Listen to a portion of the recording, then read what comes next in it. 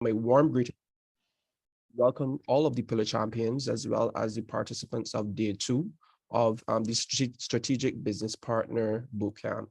Just a brief recap of day one. So we would have kicked off things with a panel discussion under the banner, what do stakeholders need from HR?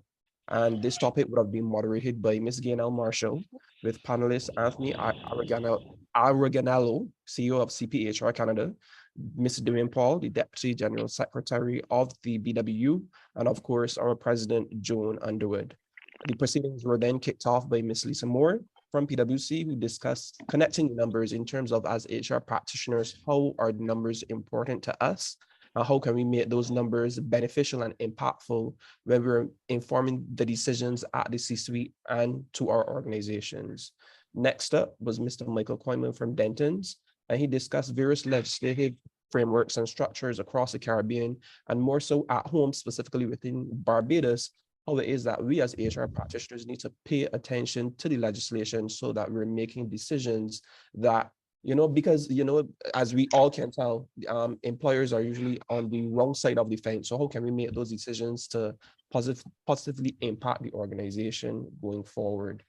Deloitte's Kerry Jordan also discussed the importance of HR practitioners being change champions and change leaders, and using the change framework and change champions within the organization to guide and push change. So things were rounded off with Ms. Khadija Moore from Digitalized, and she made a very impactful and informative bootcamp presentation to attendees on aligning HR and business strategy. And obviously, it would be remiss of me not to thank our fraternal brothers and sisters, our fraternal associations. So thank you and welcome, if they're in chat, to HRMAB's President Lois, C-Sharp CEO Michelle, and Norma's President, Mr. TJ Schmaltz. Also welcome to those team members at Sandals, who some of them were in attendance yesterday. If they're here in the chat, welcome and thank you. And also to the Final Points team, because without them, these sessions, both virtually and in person yesterday, would not be possible. And of course, I have to thank my COM and US participants.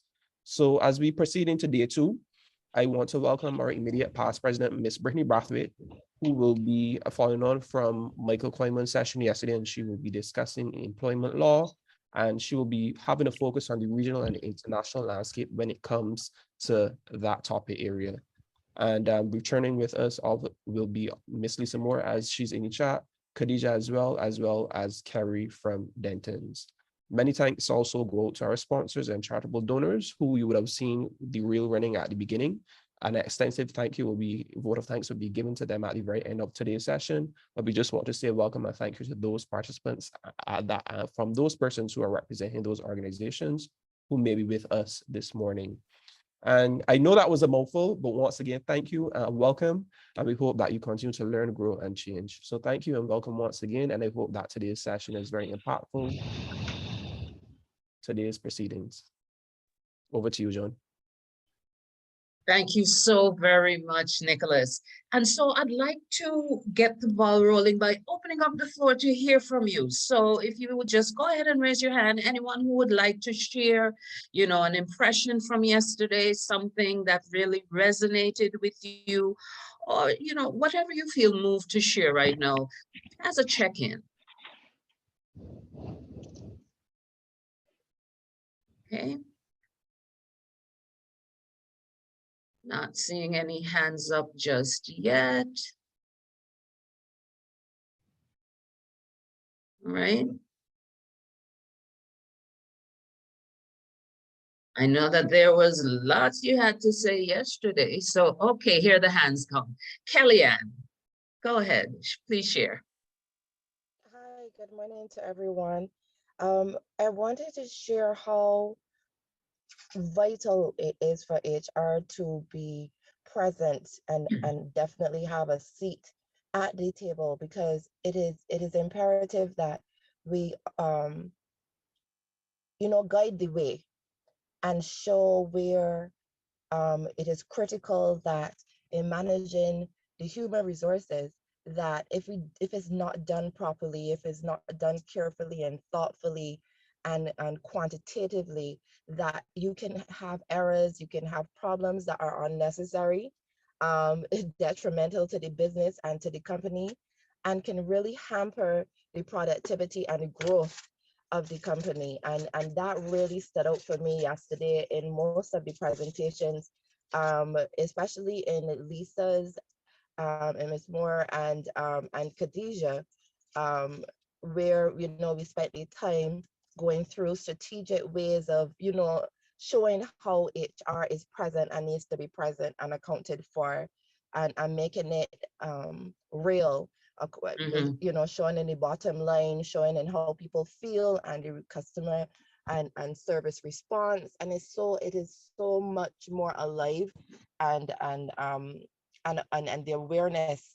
But one thing that was evident to me yesterday as well is I think that the next target audience needs to be the CEOs and the C-suite themselves, because without them being understanding what their role is and their role of acceptance that HR has to be at the table, then I don't want to say all is lost, but it is a fight. And that's my take. All right, thank you so very much for sharing, Kellyanne. And yes, we do indeed need to engage the CEOs. We need to be ready for that engagement.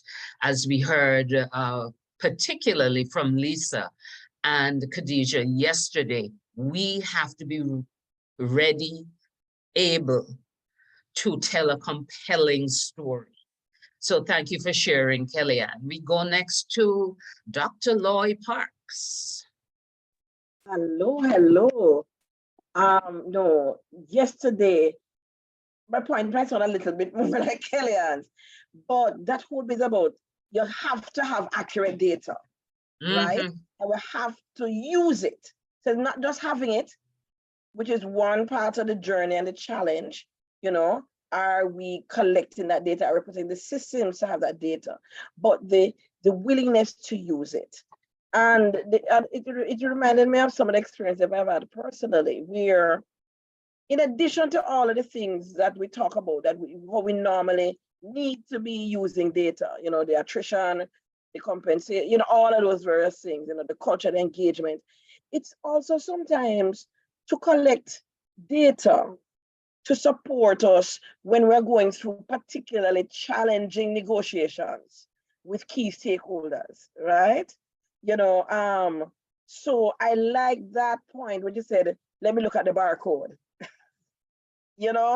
So we have to think about out of the box, apart from the more obvious uses of data, but also to look at what might be some other data sources that we need to be tapping into, bringing it to the table to help us to be more strategic.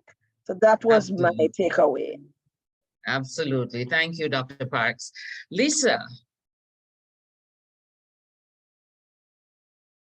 Lisa Moore. I was clapping. I'm not necessarily raising my hand. Yes, and we clap for you again this morning, Lisa. I mean, your presentation yesterday was fantastic.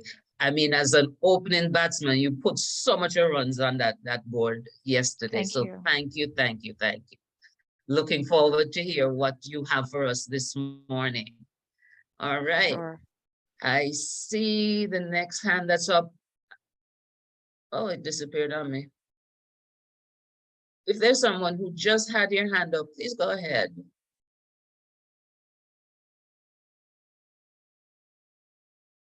Okay. You should know me by now that I can start calling on people, right? Because I saw plenty smiling. So Caroline says Lisa's presentation was fantastic. Oh, you'll get no argument from me with that one, Caroline. So let me see who else is. Okay, Winston Holder. Yes, I thought it was your hand that I saw. Superintendent Winston Holder. Good morning. Please remember to unmute. Superintendent. Yes. Good morning to you, Joan. How are you this morning? I am well, thanks you. And your prayers work because the cold is in my rearview mirror. All right. Okay. Right. I think the session yesterday was very good. And what really resonated with me a lot was the remark by Lisa in respect of, don't just sit at a table, but make a difference. As an HR practitioner, you must be able to impact the table and be able to get that buy-in from the CEOs, senior management, and your various HR initiatives. And that is critical as HR practitioners. We have to get that buy-in from senior management so that we can pursue with our various HR initiatives. So that is very important, and that is a great takeaway for me from yesterday's proceedings. Yes, so when you at the table with the high command, we need you to be impactful so that the rank and file officers know that their views, their interests have a strong advocate at the table. Thank you so very much, Winston. Thank you.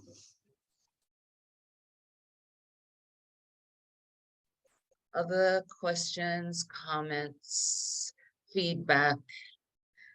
Emotional response is also welcome. Yes, Donna. Hi, morning, John. I hope you can hear me.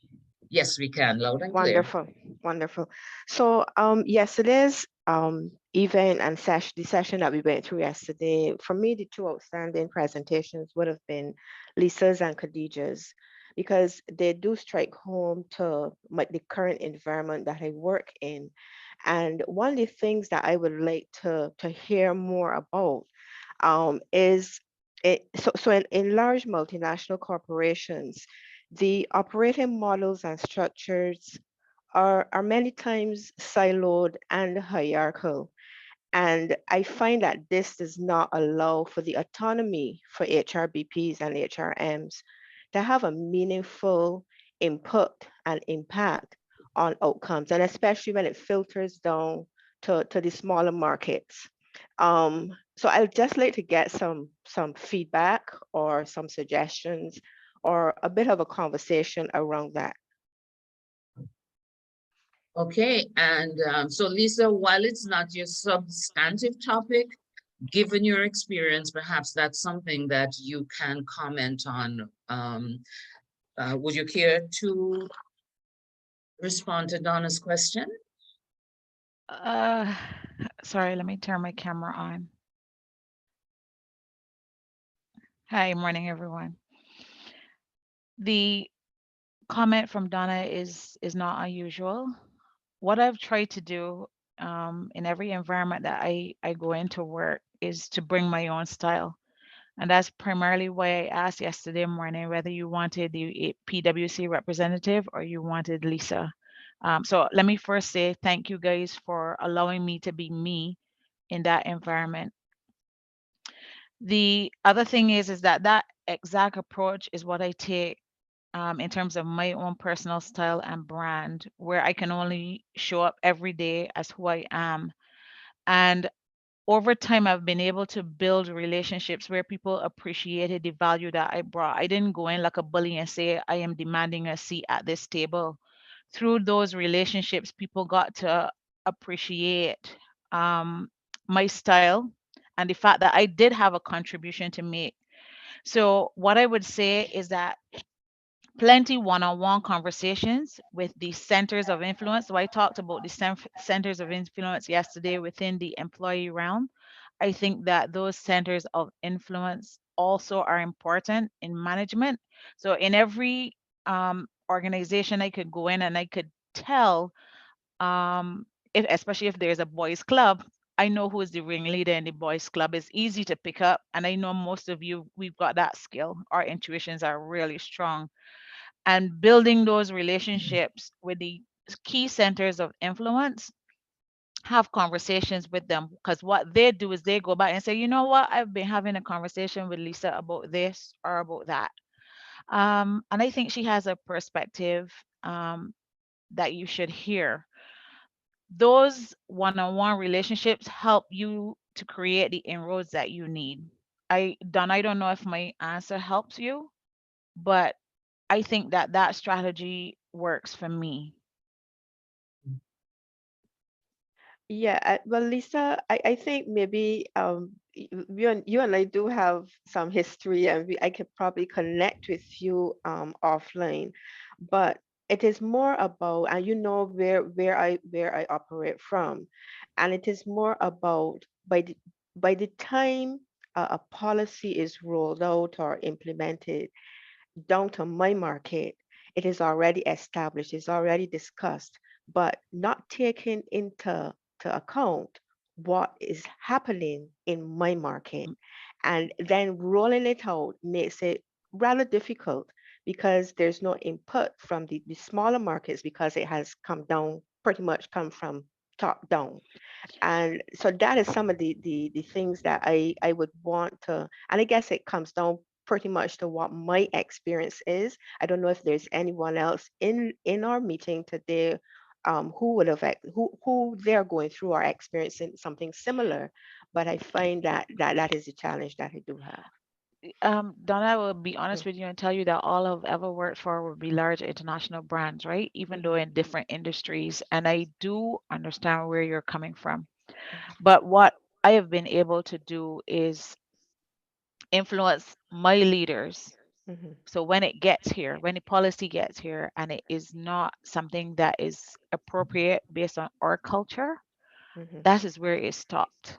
mhm, If I feel that it will create havoc within the workforce in this local market, I would go and I would tell my leaders, now there are times when they pay me no mind, but at the end of the day, they have to be prepared to accept the risk right. if it all implodes.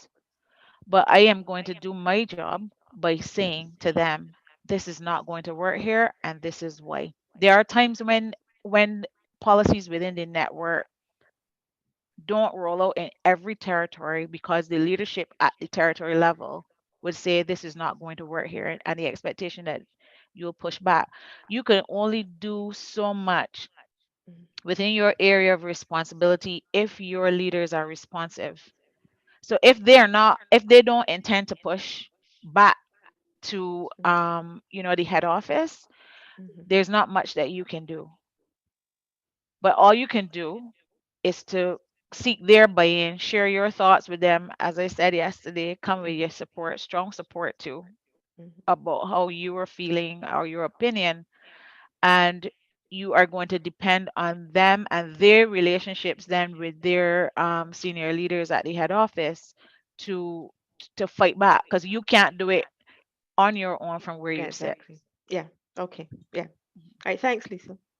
No problem. Yes, indeed. Thank you. And you notice how much Lisa emphasized relationships. I mean, she Mhm, said that word multiple times mhm, in her response, and it really is about relationships. Leadership is about getting things done with and through others, and you lead from wherever you are. So focus on developing relationships and then focus on what's in your circle of concern and your circle of influence through those relationships. All right, we have time to hear from one more participant before we welcome Lisa back with her capstone. And so we are going to Wayne. Wayne, please go ahead. Let me say good morning to everyone.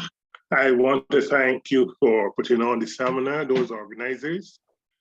What I'm taking away from the session yesterday, which I thought was very good, and that was the presentation from Ms. Moore, as others would have mentioned, in terms of knowing your numbers and operating with data. But there was another contribution that I thought was important. I don't know how many people picked up on it. It was just a comment from some person at the table, and that was to involve your supervisors in HR. That HR cannot be an office where everybody sends people to HR. The supervisors must be a part of doing an effective job in the development of the resources. And therefore, that involvement is important. In addition, with Ms. Moore's contribution, I was wondering if she would speak to it today, and that is also understanding the strategic plan of the organization. If you don't understand the strategic plan, when you bring your numbers, though your numbers might be right, it might be outside of the strategic plan of where the organization will want to go. So those combined, I think, would be very powerful tools. Understanding the strategic plan, knowing your numbers, involving your supervisors and middle management team in the HR development.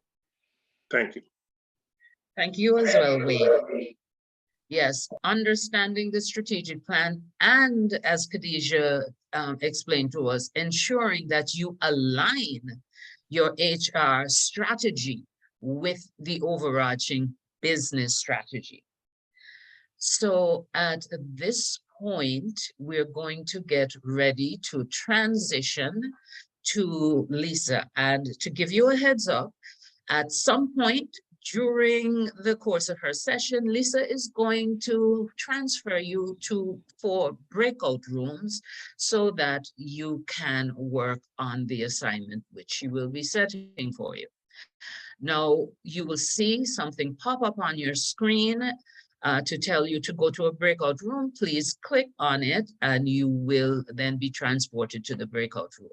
At the time when we are sending you off to the breakout rooms, we'll tell you how much time you will have in those breakout rooms. And we invite you to monitor the time while you're there, and then we'll bring you all back to plenary and have a bit of a debrief.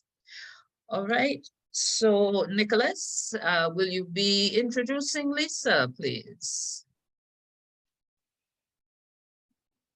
Sure. I don't know if you guys want me to run through the bio that I did yesterday, but once again, we just want to say welcome to Miss Lisa Moore. She's the Human Capital Director at PwC. I would have mentioned my old boss, so she'll be going through a very interactive session this morning in terms of utilizing numbers and how us as HR practitioners can once again use those numbers to impact the business and the decisions that we make. So please put your hands together once again for Miss Lisa Moore. Good morning again, and thank you, Nicholas. While you were chatting just now, or attempted to introduce me for the second time, I was thinking about a comment I made yesterday around resignations and the ones that hurt. I am putting it out there right now. The one I got from Nicholas, that hurt, and it hurt a lot. All right. Nicholas was with my team for about, I would say about 18 months, and then he transferred to another department. I think he spent a year there. So I really enjoyed working with him. And Nicholas, one of the delights in, being a part of this HRMAB Bootcamp was the opportunity to work with you again. So thank you so much. I also want to say thank you to HRMAB for reaching out and encouraging me to do this. I feel like even though I'm still a reasonably young person, I've got a whole lot of experiences. And yesterday, through the interactions with some of the participants and the conversations that we had, it feels like I've got a lot to offer, and I'm putting it out there right now. I am very keen to work with some of the young people. Anybody that I think I can coach and give guidance to, I am open to it. So some of you have already sent some link requests via LinkedIn, and I spent the night last night going through them and accepting them. So we are now connected. I'm also available. You can reach out to the secretariat for my contact information, and I'm open to having one-on-one conversations with you. Building strong HR people is extremely important to me, and in any way that I can, I am happy to contribute. I would also say that I'm not a HRMAB member, but I certainly will be pursuing membership after this bootcamp. I feel like there's still a lot to learn, and definitely a community that I want to be part of. It was such a good thing yesterday to be among like-minded people who are interested in developing people. That was an absolute delight for me. So I guess I could say clap for yourselves, because I had an awesome time. I talked a lot about numbers yesterday, and I just wanted to do a brief recap about the sources of those numbers. And they come from a number of different things. So financial statements, employee surveys, industry, compensation surveys, exit surveys. Um, it is good to analyze costs associated with training, rewards and recognition, things that make employees feel valued, performance management, and sales reports, year-on-year actuals is very important to see how you are trending against budget. Attrition, there are numbers showing up in so many different aspects of our work that the reluctance to deal with numbers and the fear that we have of numbers, we need to push that aside. We're now operating in a very different environment, and I encourage you. I know that they have always appeared really intimidating, but I encourage you because anybody can do it. I've recognized over the years that good math teachers that I had, they were the ones that probably opened up my mind to numbers and kind of helped me subside that fear of numbers, maybe if I ever had it. But if I can do that for you and offer you that kind of support, I'm certainly willing to do it. So I want to reinforce a point that Loy made this morning about data capture and the fact that data has to be accurate. I know some of the things that I mentioned just now, depending on the environment that you work in, all of them might not be in place. So you might not necessarily be doing interviews. You can do surveys. You need to ask the right questions to get information that you want, that you can use as support if you're going to your leadership with a recommendation, a suggestion, saying that something isn't a good idea. But I don't want you to move away from the fact that quantitative data is, because the numbers tell a story. But qualitative data is also extremely important. Do not ever forget it. And I don't want my focus to be only about numbers. And I've tried to build some scenarios that we're going to work on this morning.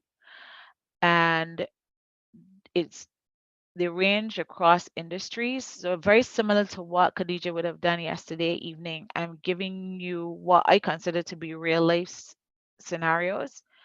And my ask would be for you to analyze it in groups. 4 different scenarios, each group is going to tackle a different one. And I would like you in the group to sit down, or I should say, think about it, think about what's required, use some of the same thought processes that Khadija would have introduced yesterday, and come up with a solution. A lot of it is stemmed around numbers, but I want to hear what your thoughts are. And it's because I didn't want necessarily bring a mathematical problem to you this morning and say solve it.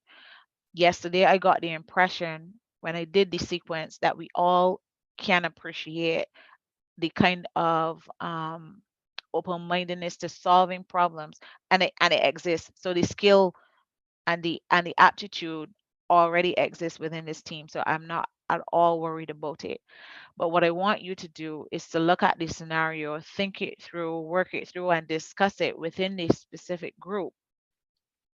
I want you to identify a person in that group who will come back and share your thoughts on the approach that the business can take to solve that problem, or an HR department can take, or what the HR leader should recommend to leadership.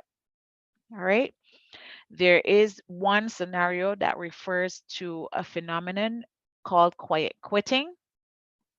I know we are all hooked up to laptops right now with internet connectivity, so I'm going to encourage you to research what quiet quitting is if you're not familiar with it, because this session is all about education. When you come back to present that particular scenario, I want you to clearly outline to the team what quiet quitting is, the impact that it could potentially have on a workforce, and then you present your solution or your recommendation. Are we clear? Crystal clear or clear as mud? You can unmute and let me know if you think you Crystal clear. understand. Crystal clear. Crystal clear? Okay, good. Crystal clear. So when you get into the groups, as you start to discuss, I want who will share. So the one that will come back and present on behalf of the group, I want you to make that clear who that person would be, because what you want to do is to afford that person the opportunity to put their own notes and their thoughts together in order to present. So don't go through the entire conversation. So I'm going to give you 20 minutes to do that.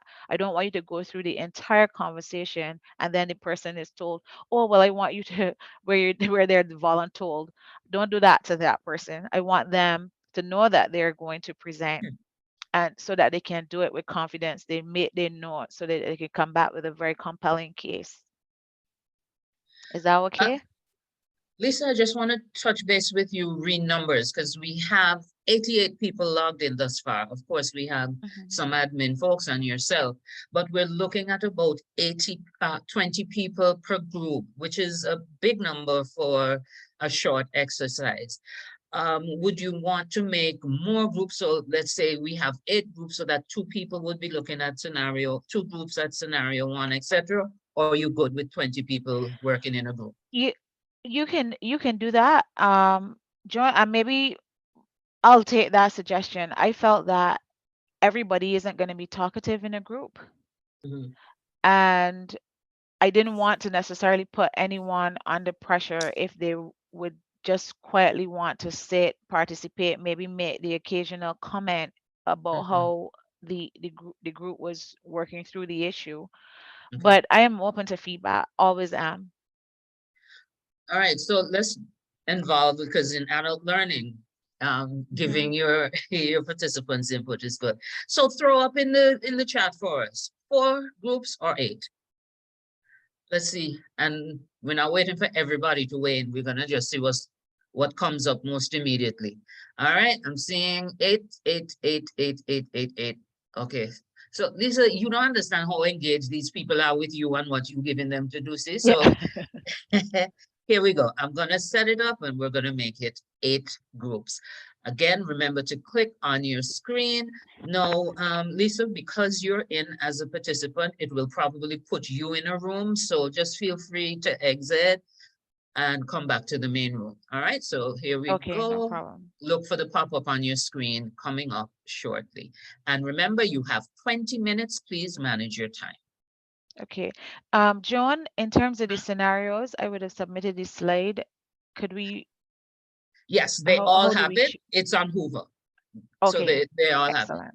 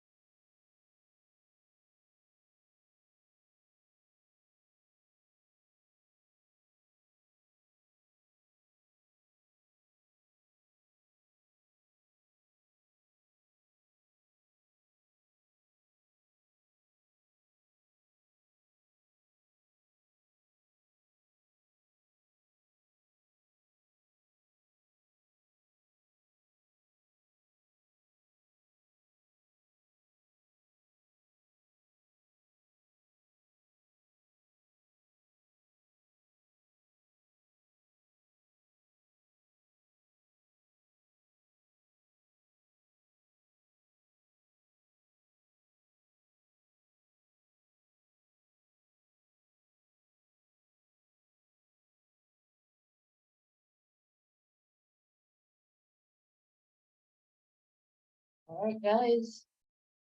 Remember, time is ticking. You see the clock running in the right-hand corner. So please go ahead and start your process.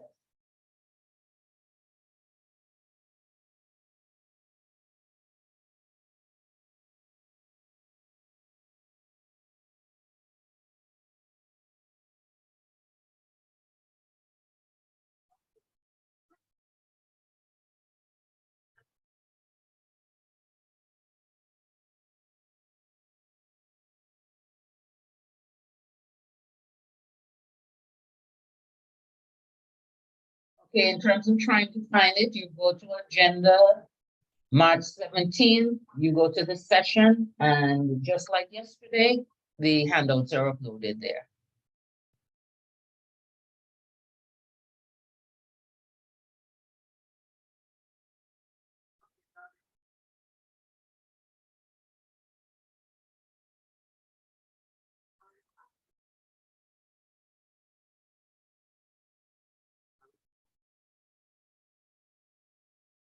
Okay, so your group number is 6, so you want to because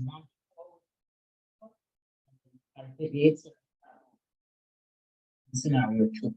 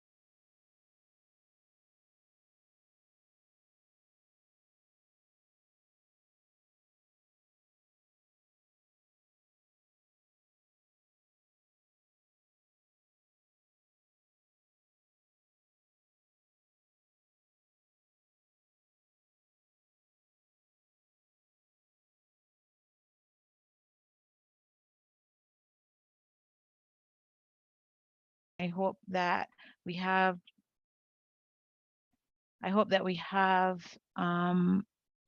two groups representing each scenario. So can I ask the presenter for scenario 1, which will be group 1, to take it away? And I will allow that sequence to flow from now on. So I don't necessarily want to have to introduce each scenario and each group. The other thing I would say is that when both teams for scenario 1 have finished presenting, I'm happy to hear any feedback from the wider group or any questions. Okay, group 1. And we have 15 minutes left in the scheduled time for this session. Yeah.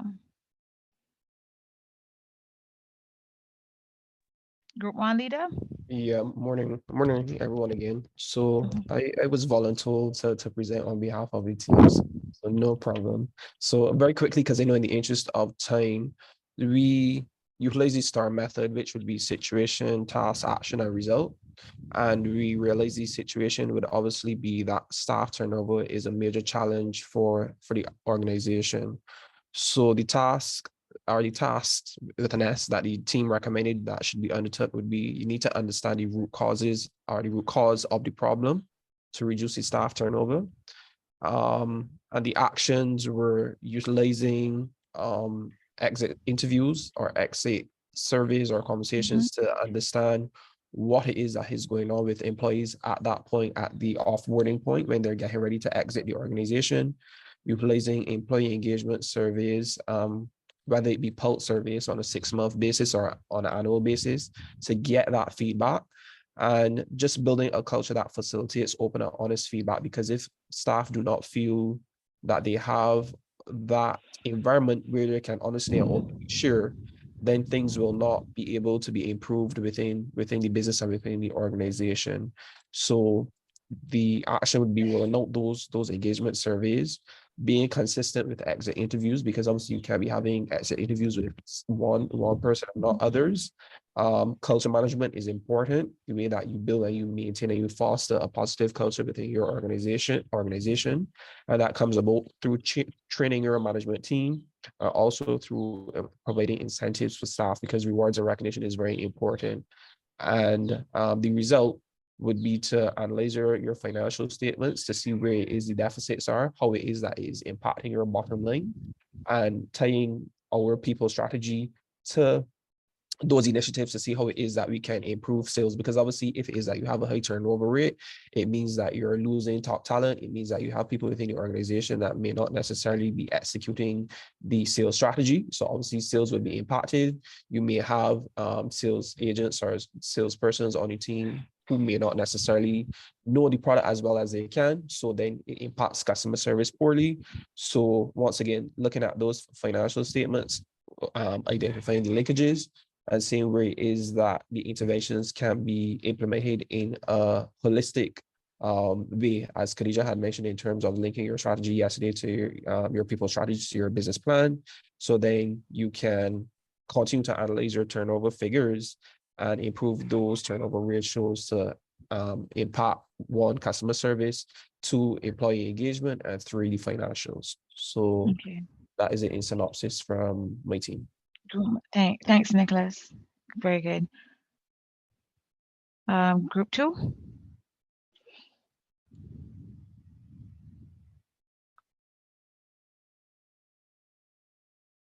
Group 2 leader, could you unmute, please?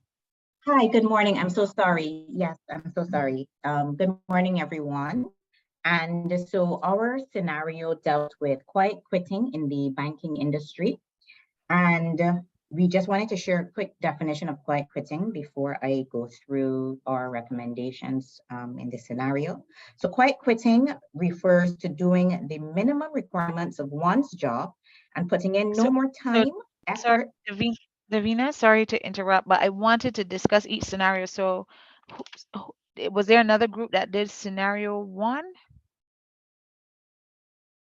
Which would have been the scenario 1. Oh, sorry. Yes. And I just Sorry wanted, about that. so in the interest of time, I just wanted to discuss each scenario. Together, right? Okay. So anyone else did scenario 1? Yes, we did, and we fully endorse what Nicholas would have just said. We would also have included staying interviews and looking at the compensation packages in terms of the commission that is actually paid to see if it's in line with the market and to see if we're offering the best that we possibly can. To add to Nicholas, there's also sales training that we would have looked at as well. And I did mention staying interviews. So we endorse what Nicholas would have just said, and we just added 2 cents to it. Okay, thank you. All right. So Davina? Right, thank you. So just that definition of quiet quitting, we said it refers to doing the minimum requirements of one's job and putting in no more time, effort, or enthusiasm than absolutely necessary. So we imagined that it was recognized that this was an issue, most likely because we would have analyzed some financial statements and maybe saw a decrease in the level of income or whatever in the banking system. So an analysis of financial statements like the balance sheets, we felt that in order to get a fuller understanding of why this was happening, we needed to do some observation to, just to verify. We also were going to do an anonymous survey, and then we were also going to tackle it via some focus groups based on, where people work within the organization. So grouping them by the department or area where they work. So after the observation, the survey, the focus groups, the information that came out, we made some assumptions on the information that would have come out of that and realized that this quiet quitting came about because of decreased morale in the company. And this decreased morale due to, lack of incentives, really low employee engagement. They felt that they had been, were being left out of broader planning and that sort of thing. So the solutions that we came up with, which we felt we would recommend to our senior management, would be to ensure that we are including staff as much as we can planning. We also wanted to incorporate a rewards and recognition program for the staff and incorporate more team building exercises within the group. And we also felt that a training and development program for the senior management would be important so that they could understand the issues and how they arose and how we could stop this from happening in the future. We felt that it would be important to monitor these activities for a few months to see what the outcomes would be if they're creating any improvement. And those were really what we felt we would recommend and why. Okay, thank you so much.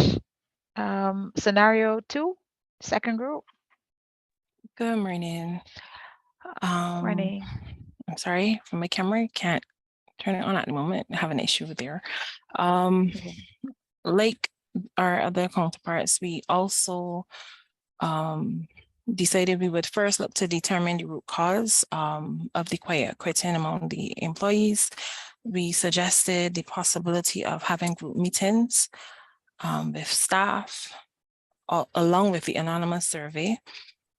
We also discussed possibly having an external party to conduct meetings with the staff, as they would be impartial and the staff may be more willing to provide feedback to the outside party than they would be to provide to the HR managers or even the department heads. We also said we would look at having internal conversations with supervisors as well to pinpoint if there are, any issues within the department or departments which are contributing to the quiet quitting that's occurring within the organization. In doing this, we determined that the cause of the quiet quitting was due to a compensation issue. So we also said we would look at quantifying the cost that attitude or that position is causing on the company, and that we would present, or we would use that when we are looking at compensation, changing the compensation structure, looking for rewards and recognition programs that we can put into place. And we will propose that to the upper management so that they can look at the costs that this is affecting the business and the savings if we spend a little bit more here on the employees to combat the issue, which is the greater loss by the quiet quitting. Additionally, we did say we will look into some training and development, which may be necessary for both the staff and the managers or their department heads, as well as possibly some talent management strategies as well. Okay, thank you so Thank you. much. All right, in the interest of time, I recognize that I am right on my time, but I wanted to do scenario 3 and 4. So I beg John, your indulgence, please. So could the Yeah, group sure, go ahead. respond? I think I would have a riot if I tried to cut you off. Yeah. Scenario Lisa, 3, the Lisa, car I'm not dealership. sure. I'm not sure if there was some confusion, but we also had scenario 2, which is group 6. Mhm. So I'm not sure if we should go ahead or just allow the other. Yes, go ahead, by all means. Okay, there's not much more that we had discussed in terms of the quiet quitting. I would just like to add to my fellow colleagues on the suggestions, the initial stage of analyzing that we also not just analyze our financials, but analyze how we are in the market, because there are quite a few banking institutions here in Barbados. We analyze how we are stacking up against our competition, because when we go to management, that will be key figures and metrics that we can use when we're providing solutions. So that would be another analysis that we would do. And in regards to our suggestions, like our others, we would putting training and development for staff. Also key, we would involve employees in the decision-making process. I find many times employees do quiet quit. We're making assumptions here in this scenario. Employees quiet quit because they're not being involved in the decisions. Sometimes managers are sitting at the top and not necessarily on the floor with facing the staff on a day-to-day. So I think one of the implementations or recommendations that we will add to the others is having employees involved in the decision-making process. That's all I'd like to add. Thank you so much. Scenario 3. Good morning. Morning. I will be presenting on behalf of my group. Mhm. The scenario for us is a real one, given the recent legislation by government. And when circumstances of uncertainty arise that threaten the morale of a company, it's imperative that leadership be proactive in mitigating any further fallout. So basically, our recommendation to leadership would be, first, that they hold a meeting for all staff, which would seek to allay their fears. Also hear from staff what their concerns are.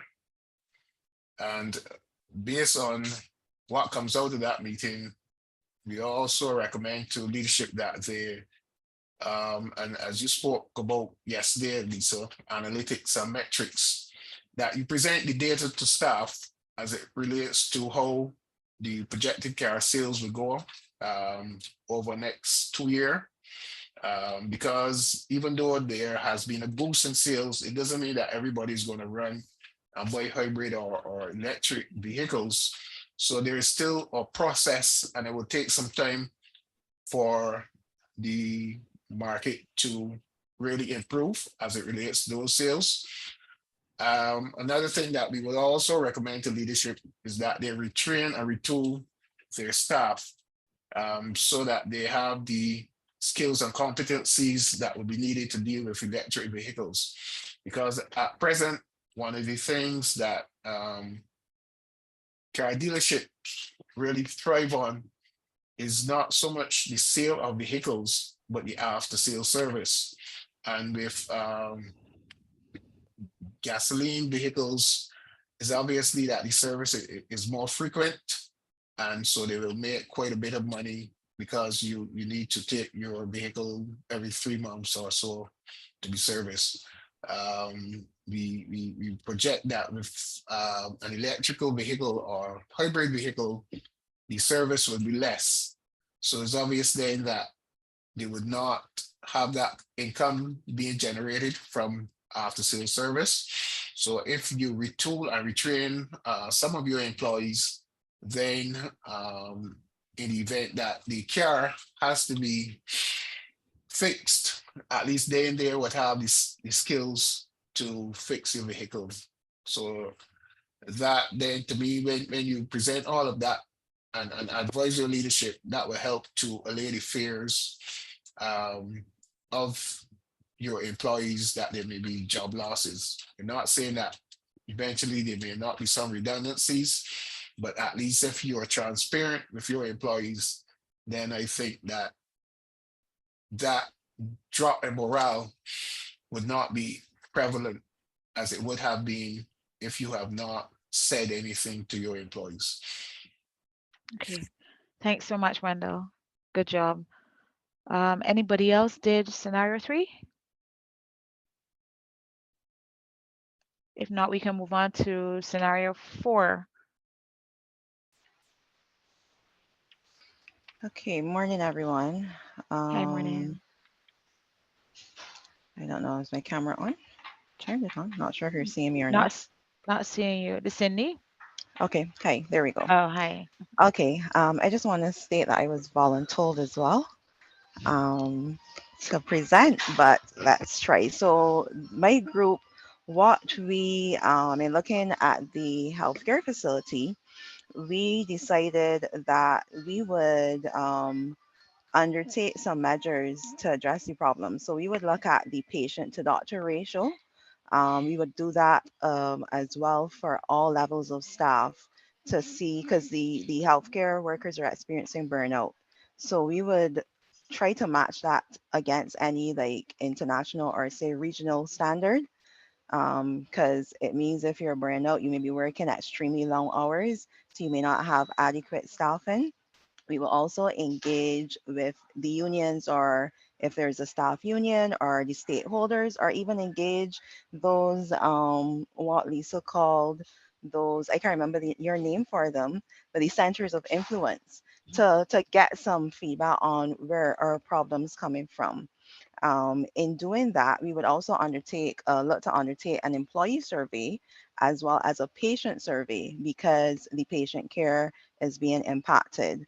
After doing that, our recommendations would be to address the main problems coming out of those surveys and what we gain from looking at the ratios and stuff. We made some assumptions that absenteeism may have been impacted, potentially poor scheduling. So we would seek to address that by trying to look at all these scribbles that I had for notes. They'll address training for staff in specific areas, the supervisors, in terms of adequate scheduling. We will also seek to look at the equipment, because if you are getting burnout, sometimes it may mean that you may not have the adequate equipment in your facility. You know, it may be a lot of manual things, whereas equipment is down. We consider the QEH example, and sometimes even in private institutions. So we would look to basically we have to seek to basically get a boost. So we need money, because we would need to address any equipment failures. We need to boost out. We need to compare with other healthcare facilities to make sure we're at that level. We look to see if we had any return patients, or patients are basically leaving because if their care is being impacted, they would just be coming once and going to another institution, which would impact the bottom line. So the recommendations really would be updating the equipment, potentially looking at recruitment if it's that we are having a short staff shortages. And while we're doing that, we would also engage again those persons that are key influencers in communicating how these changes are going to occur, that they actually filter it down. That's kind of it in a nutshell. Thank you so much, Cindy. Anybody else did scenario 4? Yes, please. Good morning, everybody. Group 8 did scenario 4, and I was voluntold as well. And I endorsed what Cindy said. And our group would have discussed carrying out collecting quantitative and qualitative data through the same surveys, and also doing focus groups to collect our qualitative data. We would have looked at, say for instance, from coming out from that data, if it's based on absenteeism, we will look at the absenteeism rate ratio, which is usually the numbers of days absent divided by the number of work days available. And then you can multiply that by 100 in order to get the percentage. We will also look at the productivity ratio. If the issue is a manpower planning, when we collect the data, we would also look at persons that are resigning, persons that are retiring from the organization, so that we can do a succession plan and make sure that there are other persons there. We will also implement health, safety and health workshops to teach them how to manage the burnout, how to manage the stress. We can also look at increasing the data would affect our absenteeism policy, and we could also implement mental health days for the persons, for the employees to take. And basically that is it in a nutshell, because Cindy would have touched on the other points that we would have mentioned. All right, thank you, Jillian. Anybody else did scenario 4? Because I feel like if I'm missing a group. Am I?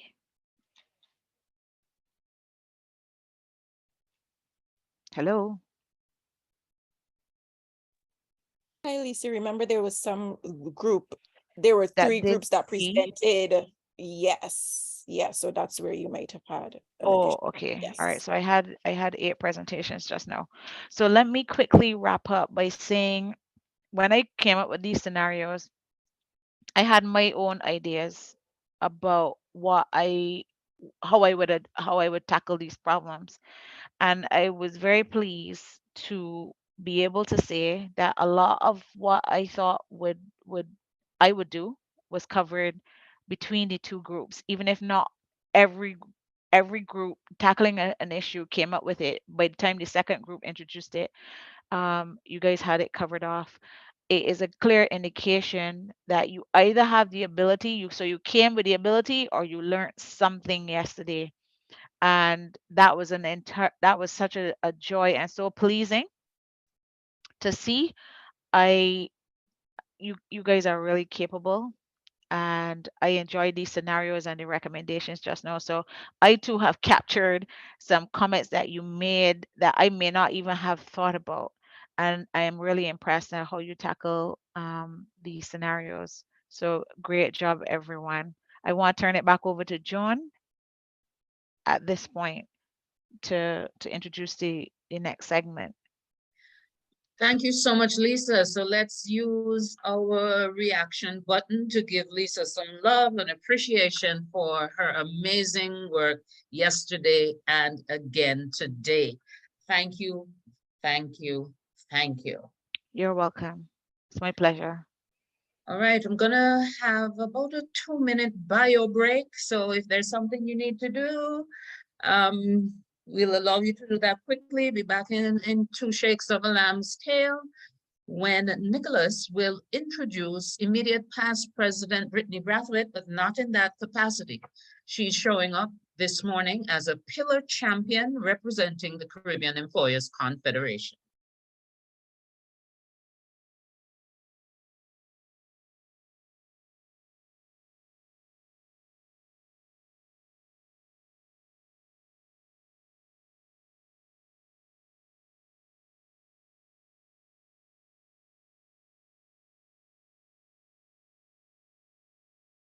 challenge. It's the excitement of coming up with the right solutions with the right people. This is where I belong. Even wild ideas, they open up possibilities. And that feeling of accomplishment, what is better than that? It'd be nice to work somewhere where people actually care.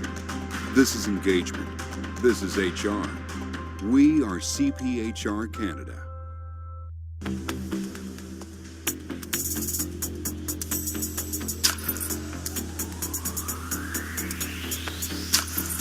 So how has this conversation been of value to you? Well, I definitely now see what my capabilities are, and how much I am actually in control of the situation, after feeling for so long that I had absolutely no control of it and just had to accept it for what it was. I now feel like I have the power to change it.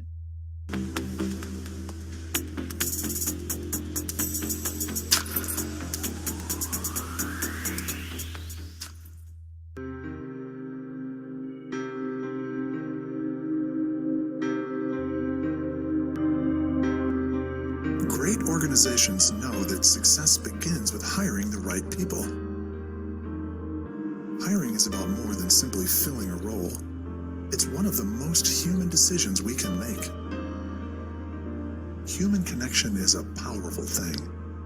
In fact, our success is always hinged on our ability to work together. With the right people working together, we thrive. When the right people are in the right jobs, work turns into something much more meaningful than a paycheck.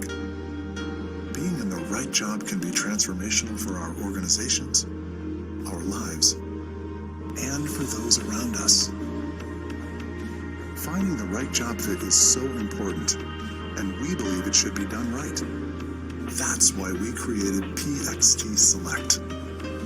Simple, human, smart.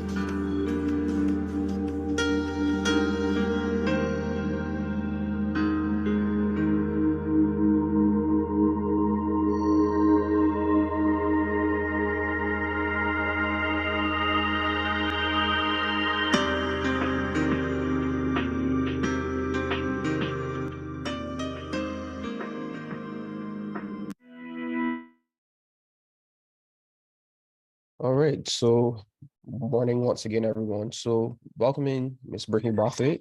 She is today's pillar champion for employment and labor law. Brittany is a practicing management consultant, and she has rendered services to the firms across the Eastern Caribbean. And she's also a former labor management advisor within Barbados Employers Confederation. She holds a bachelor's and a master's in human resources management. And she also has done work for various organizations across the Caribbean, such as the International Labour Organization, European Union, 10th Chapter project she has worked on, and she also has done work with the United Nations. Just a brief synopsis on Brittany, but I think you guys should be familiar with her. So please put your hands together and welcome Ms. Brittany Brathwaite.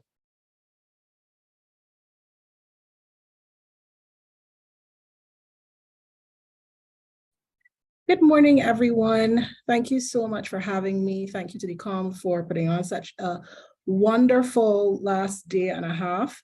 I thoroughly enjoyed everybody that came before me, and I hope that I can offer you some insight on the international and regional employment trends. I will ask everybody if you have any questions, because we're not going to be able to do scenarios, seeing that it's law and it may take a bit more intense and a longer time frame for scenarios. If you have any questions, feel free to raise your hand or drop them in the chat box. I'm going to keep my eyes peeled to the chat box for those questions. And let's engage throughout this segment, because we're going to touch on a number of trends. And I really look forward to hearing your feedback on some of these things. So first, we're going to look at marijuana in the workplace and whether it's complicated, or is it as complicated as it's being touted to be. The reason I've selected that primarily is because there's so many personal use pieces of legislature that are either being taken to cabinet across the region and or they have been proclaimed. The US Virgin Islands, for example, has recently proclaimed their piece of legislation. And we do know there's been some debate as to whether or not ours is in fact proclaimed and active. As I said to a colleague a few days ago, I'm not here to debate that. I'll leave that to the powers that be. But we do know that that piece of legislation is also in play.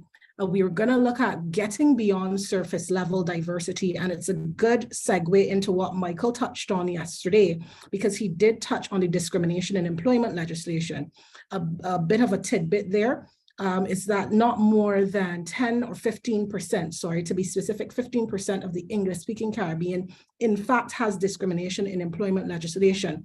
So we're going to look at how, as practitioners, you should be monitoring the trends, not just in Barbados, but internationally and regionally, that could impact what more could come from our discrimination in employment legislation. And then we're going to give a little bit of a spotlight on the Spotlight Initiative. I just want to mention that in my capacity today, I'm representing the Caribbean Employers Confederation as their regional labor policy advisor. So looking at these topics today in the context of the region.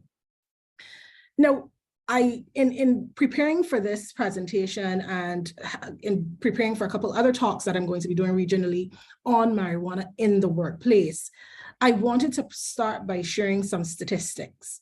I also released a poll on WOVA, so if you are able, please take that poll so I can see what your feedback is and how you guys have been thinking about these trending issues.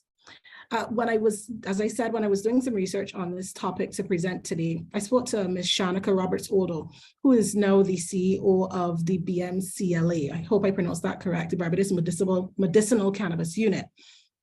And there is a stark parallel between the issues that we are potentially facing with marijuana and its effects on the workplace, and in fact, the issues that we do and can face with alcohol use in the workplace. And statistics always tell a story. Thank you, Lisa, for showing us that. But statistics really are where policy formulation, both at the domestic level for us as practitioners, but also at the regional and international level starts. So marijuana use, there's more than 3.8% of persons between the age of 35 to 65. You heard that right? 188 million people globally, and at least 10 million people within the region who have recreationally used marijuana, whether it's illegal or not. We then look at the international statistics, and of course, those are expanded. Shockingly though, when I look at the OECD statistics, Barbados and St. Lucia have consumed more alcohol, and this is not seasonal consumption. The consumption rate is higher than 3 or 4 other regional islands combined. And we're talking Guatemala and a few other islands. I was shocked when I realized that Barbados was higher than Trinidad, but Trinidad has more seasonal consumption. So let's start with the understanding that in the context of marijuana and its impact on the workplace, we in fact already have an issue with substance abuse. Barbados is up there. Like we drinking. Now these statistics, I have placed lots of useful links at the end of this presentation. So feel free to check these statistics on your own. These statistics were pulled from the OECD report as at 2020. They've not yet released a regional report for 2023. Only the EU report has been released, but this is where we were then. So my question here, and I pose this question as a poll, is why do we conflate an issue, or why should we conflate the issue of marijuana use when we already have a substance abuse issue? I think the reason that we kind of have ourselves up in arms is while many of us did not live through the Prohibition era, and many of us did not know when alcohol was not legal, we've come to understand that as part of being. So therefore, for marijuana personal use legislation to be on the books, it feels something like a disturbance, when we really ought to logically think about how we need to deal with this. I think the wrinkle that we have to consider with marijuana versus something like alcohol is the lingering effects. And that's where policy, recruitment, dealing with those persons who may have to use it as a result of medicinal issuance versus alcohol, which is more a choice and can lead to substance abuse. We are looking at substance dependence. And in assessing what Canada has done, and we have some Canadian colleagues with us throughout this conference, it was phenomenal, the very detailed way that they extrapolated this topic prior to legalizing cannabis in Canada. And they really use these three pillars, and I'm going to use this for our evaluation as we look at how we should tackle this in the region, and how some of us probably should already have started our policies, by the way, because this thing is knocking on the door. So from an employer perspective, Michael brought to the fore the importance of having robust policies yesterday. And I'll say this to you, we're not going to, and we cannot properly treat to cannabis or medicinal or recreational use in the workplace by simply doing a replace and insert of our substance abuse policies. We cannot do that. We have to refine these policies because the nuance around cannabis use, particularly if we have both recreation and medicinal use, is going to cause for, or it will challenge us to consider a lot more accommodation than we would for alcohol. So while we start with a parallel issue in terms of alcohol exists, people use it, cannabis will exist, and people will use it, the issue with cannabis becomes more nuanced in the way that we have to treat to it, particularly in the context of health and safety legislation. So that's the first piece of employment legislation, I would say, that we'd have to consider under the use of cannabis. Because I don't, and I have not seen in any other case outside of North America that they have in fact issued a piece of employment legislation to go along with cannabis use. What we've had to do is to be guided by the periphery pieces of legislation.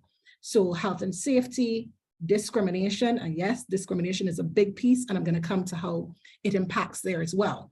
So as I said, from an employer perspective, you cannot do a search, replace, and insert in your substance abuse policies. You're going to have to refine those policies. You're going to have to consider different types of agreements that may have to exist dependent on the type of cannabis use. So whether it's recreational and or whether it's medicinal. Are you going to provide a longer accommodation period guided by the case law precedent that we're seeing in other territories? Are you, or should you have accommodation agreements? You definitely should, and we're going to talk about some excerpts of what those things look like as well. Now, you must also consider that separate testing guidelines are going to be necessary. So in the way that we treat to substance abuse now, where some recruitment agencies, some organizations will say at recruitment, they reserve the right to haphazardly test and or you're going to be tested prior to, discrimination is going to become a huge element. And as was insinuated by Michael yesterday, he didn't get the time to delve too deeply into it, but I will do so now. You have to be clear that in your testing guidelines around cannabis, and it has to be specific, that you have specific caps applied. And probably people probably are asking, like, what's caps and how are I supposed to determine that? That's why there's a strategic partner pillar there, and I'll come to how they will play a critical role in the employment context of determining how we ultimately as practitioners set our testing guidelines. So consider that you have a person who has the legal right to recreationally use cannabis. For you to insert a zero tolerance policy for cannabis use in and of itself would in fact be discriminatory, just so that we're clear. So that's a baseline. So to have a testing guideline that would in fact result in a person who may test positive being summarily dismissed, that goes through the window. What you actually will be changing to assess is impairment. And that impairment assessment will become almost like a risk assessment. And that's going to be another kind of peg in our hat I know it's more work, but I'm saying to you, these are the things we're going to have to consider as we delve into this cannabis issue. So the separate testing guidelines, not only will you have to move the minimum threshold from positive to negative, and more so look at impairment, but you also will have to move away from a haphazard model, particularly if and when we do have the personal use and medicinal use issued.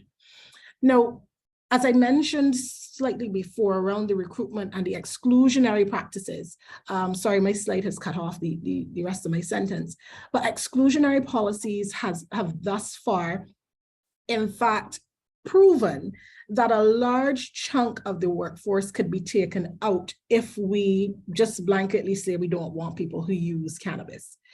I started with statistics, as I did with the statistics for alcohol. So if we were to say that we are not going to have anybody who uses alcohol in the workplace, firstly, I probably won't have a lot of people on this call. But secondly, if we're looking at the actual statistics for the region in terms of cannabis use, it means that should we decide that we have a zero, Lisa's making me laugh. Should we decide that we have a zero tolerance policy for cannabis, we would in fact effectively in the region remove more than 35 million people from our workforce. It just isn't feasible. So I want us to consider that a zero tolerance policy approach will not be the answer. We're kind of going to have to do some work in refining how we treat this cannabis issue. And then accommodation capacity assessment. This is where the legal conundrum really starts. Because the question is going to be for you as a practitioner and for your organization at a strategic level as well to determine how much do we want to accommodate. So are we going to accommodate medicinal use, and we're going to accommodate medicinal use in so much as it doesn't impair X from doing Y? Are we going to accommodate, as I've seen in the Canadian model, where persons may have a substance dependence, they're calling it a not substance abuse scenario? Are we going to accommodate and put it within the framework of discipline? So for example, if a person shows up and they're impaired once or twice, you give a relapse agreement to them, and you'll see that in the employee pillar that I have there. Think about and proactively think as practitioners about how you want to navigate this. Can your workspace really consider even these types of agreements, these elongated agreements? Is this something that if you have a person who's top talent, you'd want to extend that to them? And more importantly, are these minimum thresholds satisfying the legislative requirements? So if I am accommodating somebody for recreational use, which is in fact legal and let's say in Barbados we have it, but we also have it in the region, and we've seen a case like this in the US Virgin Islands. So I've extended accommodation for somebody because it's legal, but this person has been using, over the weekend, and they come in significantly impaired on the Monday. As Michael said yesterday, and it is very important to think of all of our pieces of legislation as they work in tandem. The consideration will be about, yes, one, impairment based on what I'm saying. Two, you've crossed the threshold for non-discrimination because the person is there, you haven't fired them yet. But ultimately, fairness. So is it fair in so much as this person is given the legal right to utilize this recreational drug that you terminate on the first instance of significant impairment? An argument could be leveraged, no. And that's where the pillar of the employee component comes in, and the different agreements and refined level of policies that need to exist. So let's start with disclosure. It's going to be paramount that you outline in your policy framework the requirement of disclosure. It's going to be imperative that you work with strategic partners, like if you have trade unions in your or trade union presence in your organization, that in your collective agreements at your negotiation points, when you're talking about health and safety, you rework the conversation around disclosure, because we often know we get these white certificates from the medical practitioners. The question of disclosure and the threshold for disclosure must be higher around cannabis, particularly medicinal. Recreational is going to be harder to monitor, but medicinal, absolutely. So how do you and how will you comprehensively outline that a term and condition of employment is that disclosure? That, of course, I think it's going to take a little bit more, and this is to the COM and to the private sector bodies that we may have here to advocate, and probably for myself as well, to advocate for deeper conversation with strategic bodies like BAM for exemptions around disclosure. There is absolutely no way that you can accommodate somebody that you don't know or you can't navigate the situation around. It simply can't be treated to like a person who may be impaired temporarily by some other type of medication that may cause them to be drowsy. That might be a temporary impairment. What if this, in fact, is dependence? How does that and how will that disclosure work for you? That is something that you need to cover as a baseline at recruitment. And stepping into agreements, because I'm cognizant of the time as well, but knowledge of potential agreements. So when we look at the breadth of agreements, and when I look at the breadth of agreements that places like Jamaica, US Virgin Islands, Canada have implemented for employees, you really have to be aware that because we have the discrimination in employment legislation in Barbados, and of course we're going to have this personal use, a minimum threshold of non-accommodation is not going to work. So you're going to have to look at accommodation agreements. You're going to have to look at return to work agreements, relapse agreements, last chance agreements. And that disclosure at every level in those agreements will have to be interwoven as well.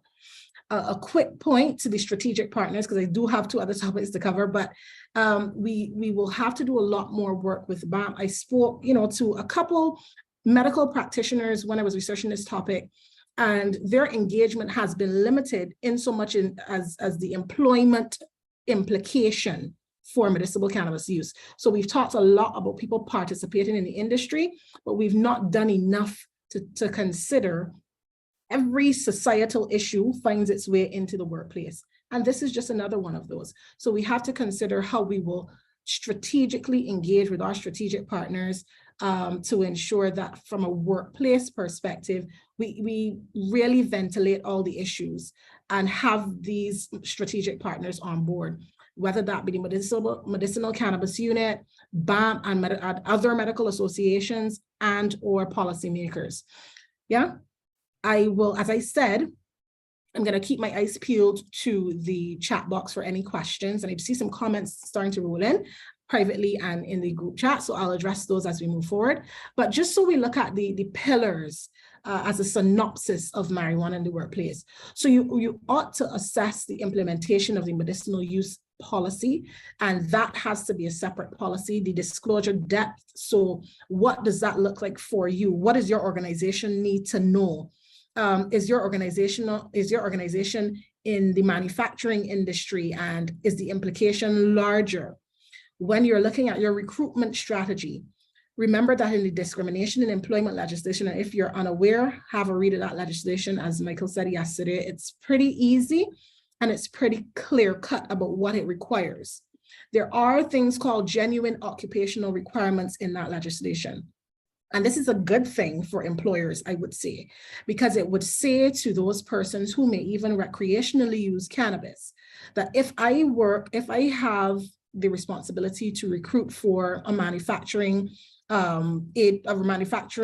organization, and we have heavy mechanical work here, or persons are going to be doing work that is high risk, I may have the right, and I have a duty of care to these other persons to say to you that the zero tolerance cap must be applied in so much as the risk outweighs your right to use medicinal or recreational cannabis in this environment.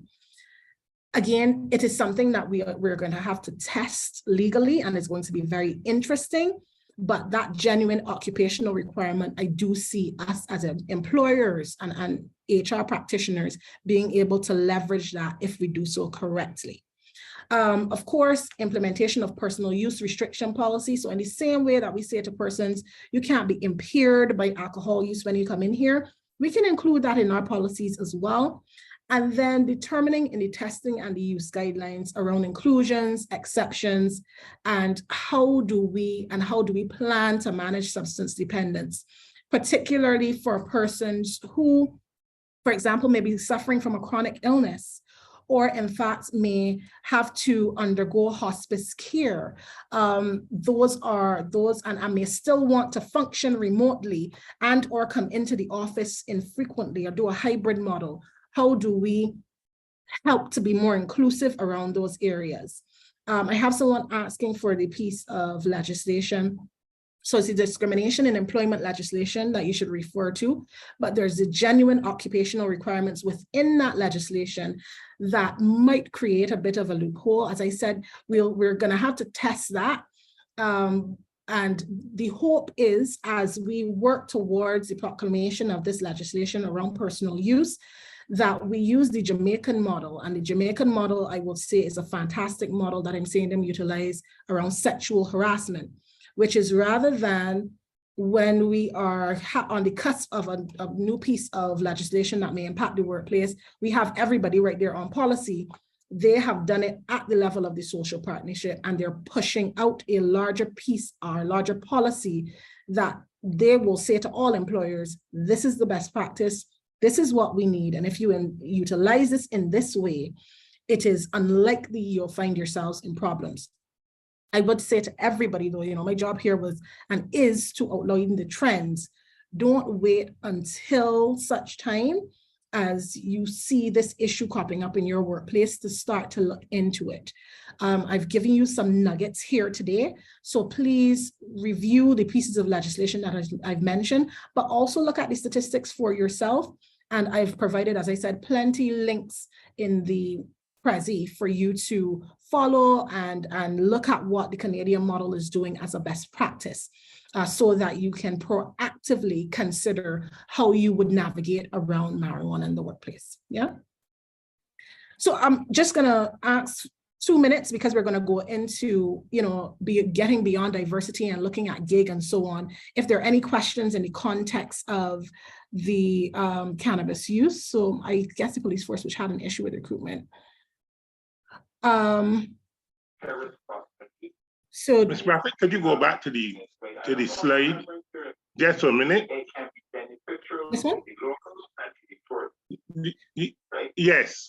Yeah, so just so everybody knows, the slides are available in the WOVA app, and those slides will be available. Joan, you could correct me if I'm wrong, or Nicholas, but I think they'll be available for up to 6 months after. So 3 months. 3 months, sorry. Yeah. So you can download from in there if you've not caught anything that I have on the slides. But is there a specific question in relation to the slide?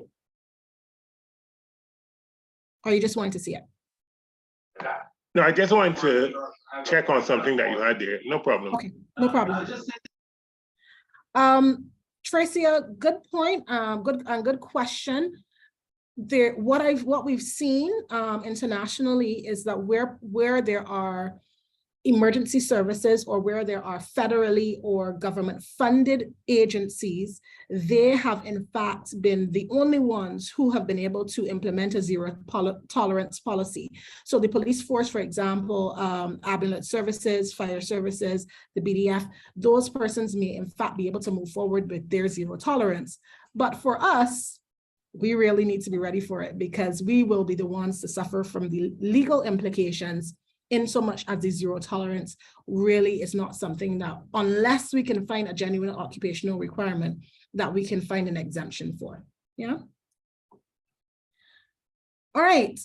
So let's take a look at, as I said, I love to start with stats and assessing what the baseline is for something. So the next topic that we're going to cover briefly is getting beyond the very blasé type of diversity that we're seeing. And I love that everybody is on the diversity train, but I think we have to think deeper when we talk about diversity, particularly because our legislative framework is pushing us to consider that, both the Employment Rights Act as well as the discrimination in employment legislation. So when I pull some statistics around who really is benefiting from remote work and platform work and gig work, it really proved to me, and you can check these statistics for yourself, that the differently abled and or disabled females are significantly being left behind. We also have the LGBTQI community who, while they have benefited more than they have in the last 2 decades from platform work, they are still starkly behind males who in fact have benefited 38% more in relation to income from the gig and platform economy in comparison to females. And I want us to think about these statistics in the context of us being a matrifocal society. So I am a Black young female, and I am acutely aware that we have a matrifocal society. So when I see these type of statistics and considering that we have a workforce in Barbados where the gender composition of that workforce, while we are seeing a lot more females in management, is still more females in the wider workforce than males.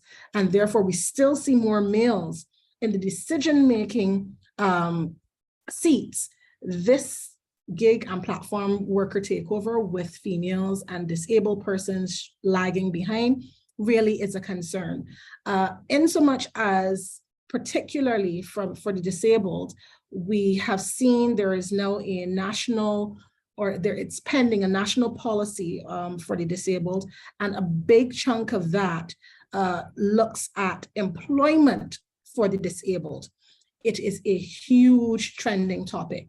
And I just ask a question to you, and I think you can answer this on your own. When you assess your composition of workers in your workforce, how many persons have in fact identified as being differently abled or disabled?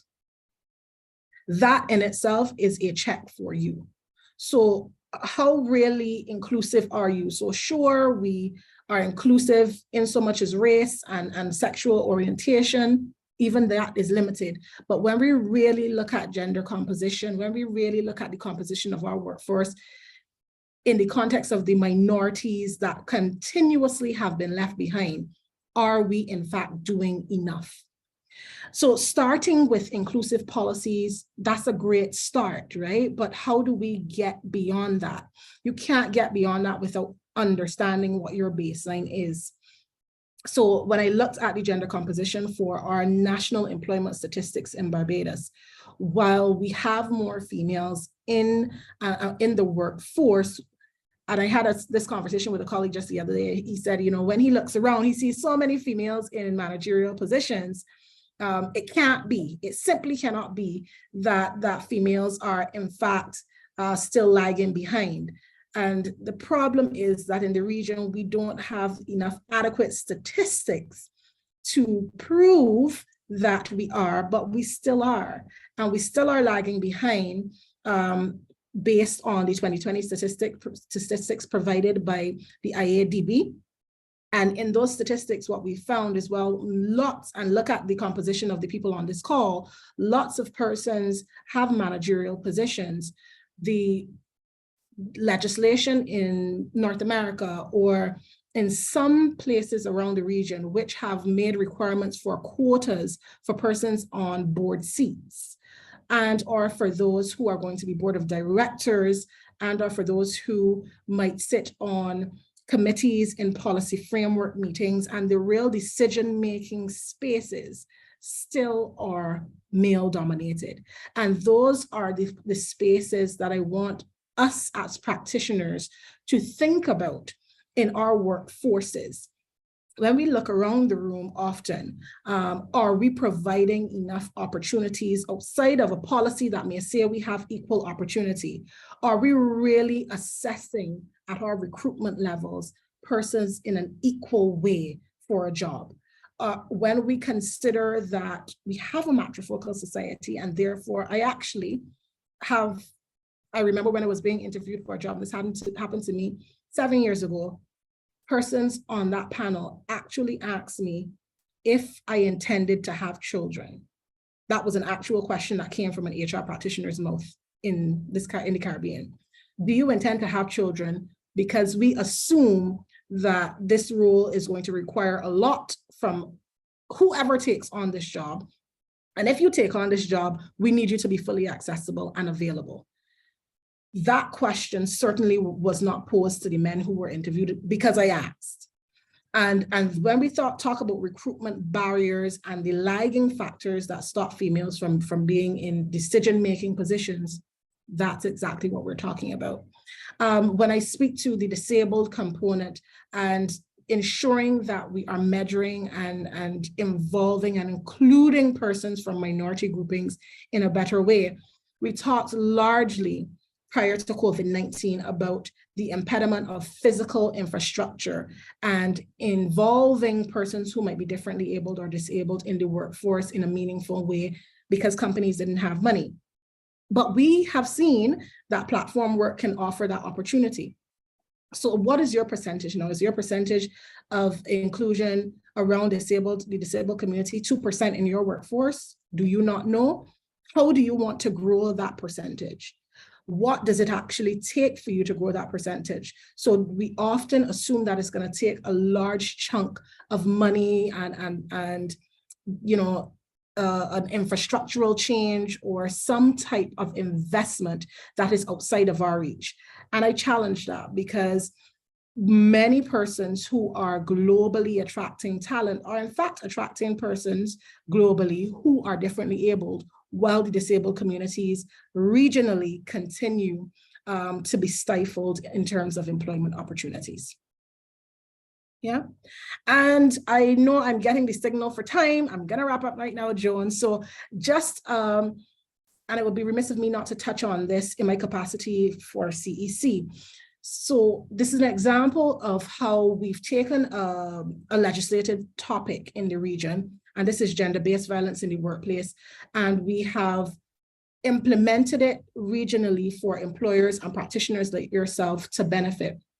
And this study was done by the UNFPA. It was funded by the EU to look at the impact of gender-based violence, whether at home or wherever, and how that may impact in the workplace. As I said, societal issues become workplace issues.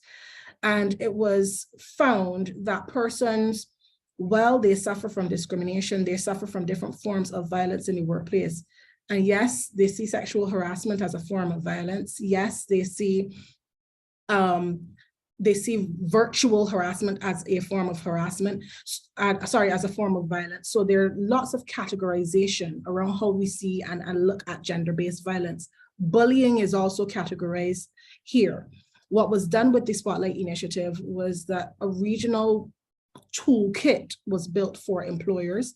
And this is a plug for HRMAB and for the BEC. This toolkit has been built by the Caribbean Employers Confederation. There's a regional policy, there are resolutions, there's an advocacy template, there are FAQs. So if you in fact don't have a gender-based violence policy in your working environment, feel free to reach out to the BEC.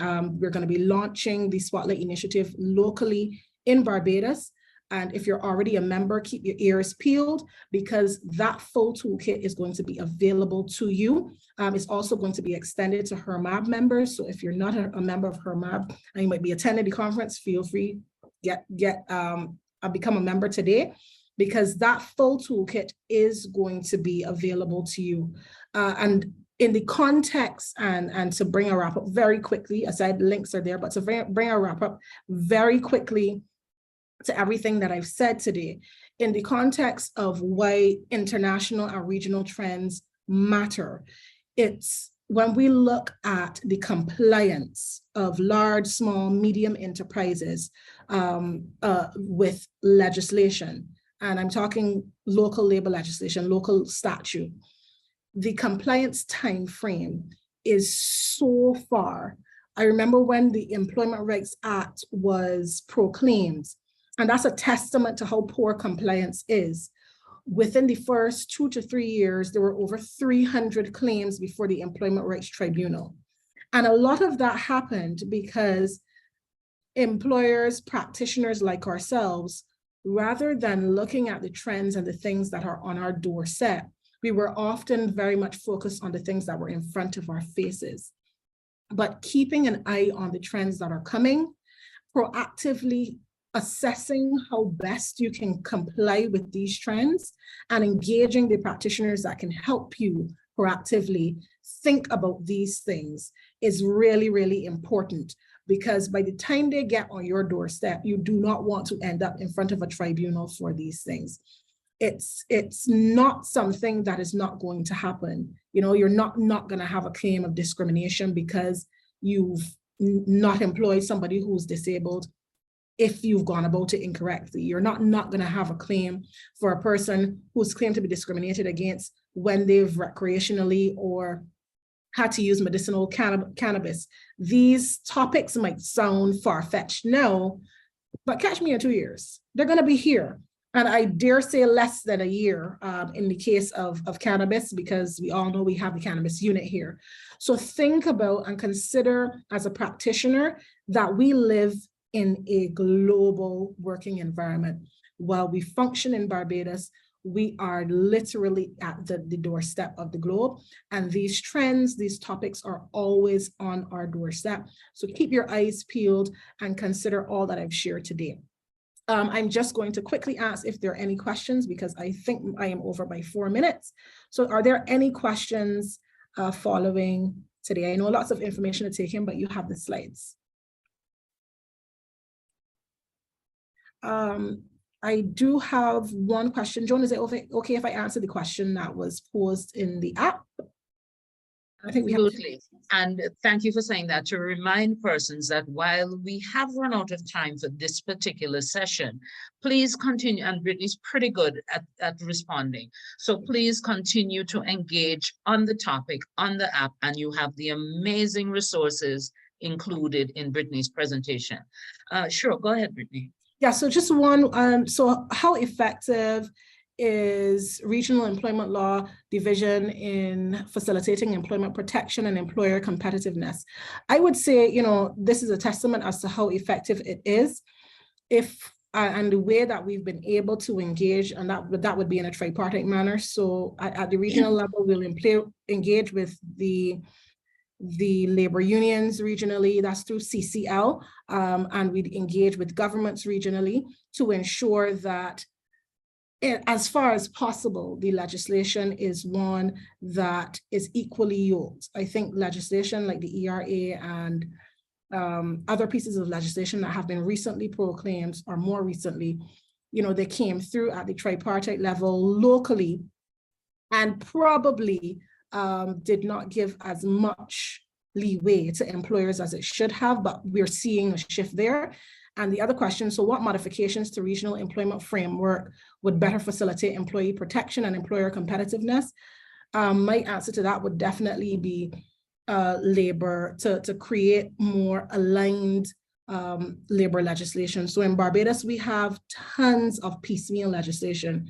We have the Severance Payment Act that was proclaimed years ago. We have the ERA in 2012, discrimination in 2020, sexual harassment in 2017, many of which can sometimes have conflicting pieces. So if there's anything you're going to ask HRMAB or BC to advocate for, would be to have, you know, one compact labor guide, much like what St. Lucia has been able to achieve. And those were the two questions that were posed. So thank you, John. Thank you, Brittany. Oh my goodness, you are such a font of knowledge. I mean, it's amazing. All right, folks, I think she's a national, well, not even national, regional and international treasure. I mean, always learn so much whenever we have the opportunity to interact with Brittany. All right, I mean, two fascinating sessions thus far this morning. It is going so quickly. Next up is Khadijah Moore. So Get yourself ready for that. We're gonna have a little bit of a commercial break. In the interim, I have a giveaway, and this is based on Brittany's presentation. So I'm gonna ask one question, and the first person who comes up with the right answer in the chat box is going to win a digital business card. So a digital business card complements on-brand digital marketing agency for the first person to tell us the name of the initiative related to gender-based violence that Brittany just mentioned. All right, so Brittany, keep your eye on the chat for me and let me know once we have a winner.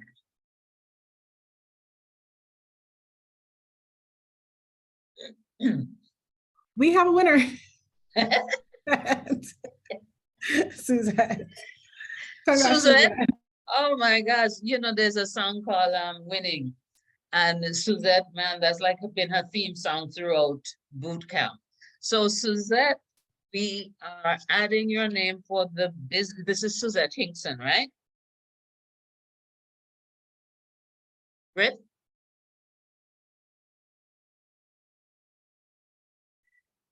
Oh, okay. All Yes, right. Joan. So, Yes, okay. it's Suzette Hinkson.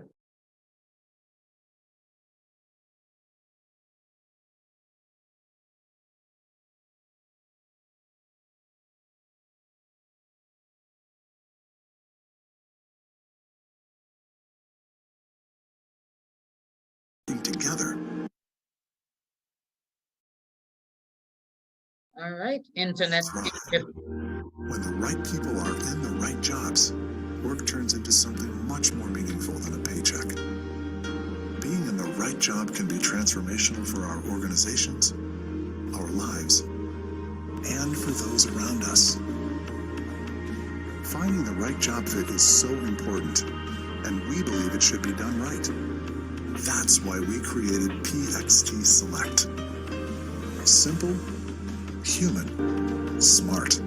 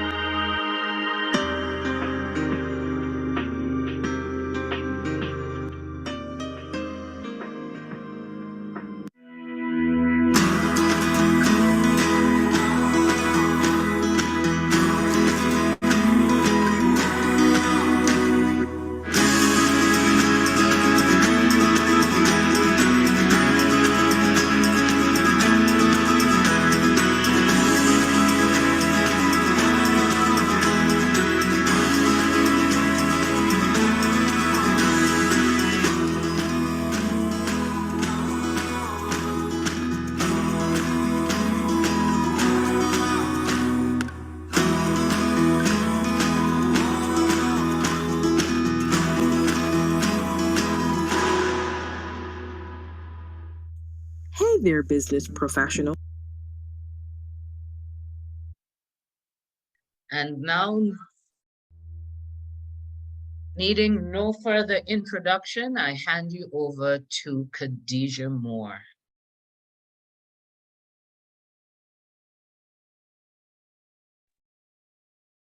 Thank you so much, Joan. Good morning, everyone. How's everyone doing? I hope you're well. Is there any chance I could encourage 5 to 10 persons to turn their cameras on so I can see you this morning? Let's see. Will I be in luck? Cameras on. Oh, Muriel. Good morning. Lovely. Rashida, Lois. I was Deborah, Jillian. Perfect. Perfect. And I was talking about this just yesterday evening, I think, with some of the participants that in trainings like virtual, I love to see cameras on because I love to gauge people. And somebody is there in the corner smiling. I won't point them out, but they know because we were having that conversation together. Okay, so I'm going to do the capstone this morning, but I'm going to do something a little bit different. So what I'm going to go through is I'm going to start off with answering the Hoover questions, because I think I have about 7. And I want to make sure people who are asking questions get the value out of the sessions that I'm doing. So I'm going to ask those questions. I want this training and what we've done between yesterday and today to last beyond these 2 days. So I was at a conference in San Jose in California, I think about just pre-COVID. And they did this really nice thing where they asked persons to say, what is your intention leaving this? What do you want to do? What do you want to achieve? And they would send you check-ins. So I'm going to put a link in the chat. I'm going to let you guys do that. Then we're going to go into the capstone and we'll spend about 15 minutes going through the exercise there, building on what we did yesterday. And then the last thing, I'll just come back here into the main session and debrief. In terms of the capstone, Joan, I'm thinking at least 8 groups again. If I can get 10 or 12, even better. Okay. All right. So answering the Hoover questions, let me just pull it up in the app. Okay. Everybody's with me? You know, I like to see head nods and hear some noise. Yeah. Okay, great. Thumbs ups can work too for this session. If you're off camera, even on camera. Thanks, Maria.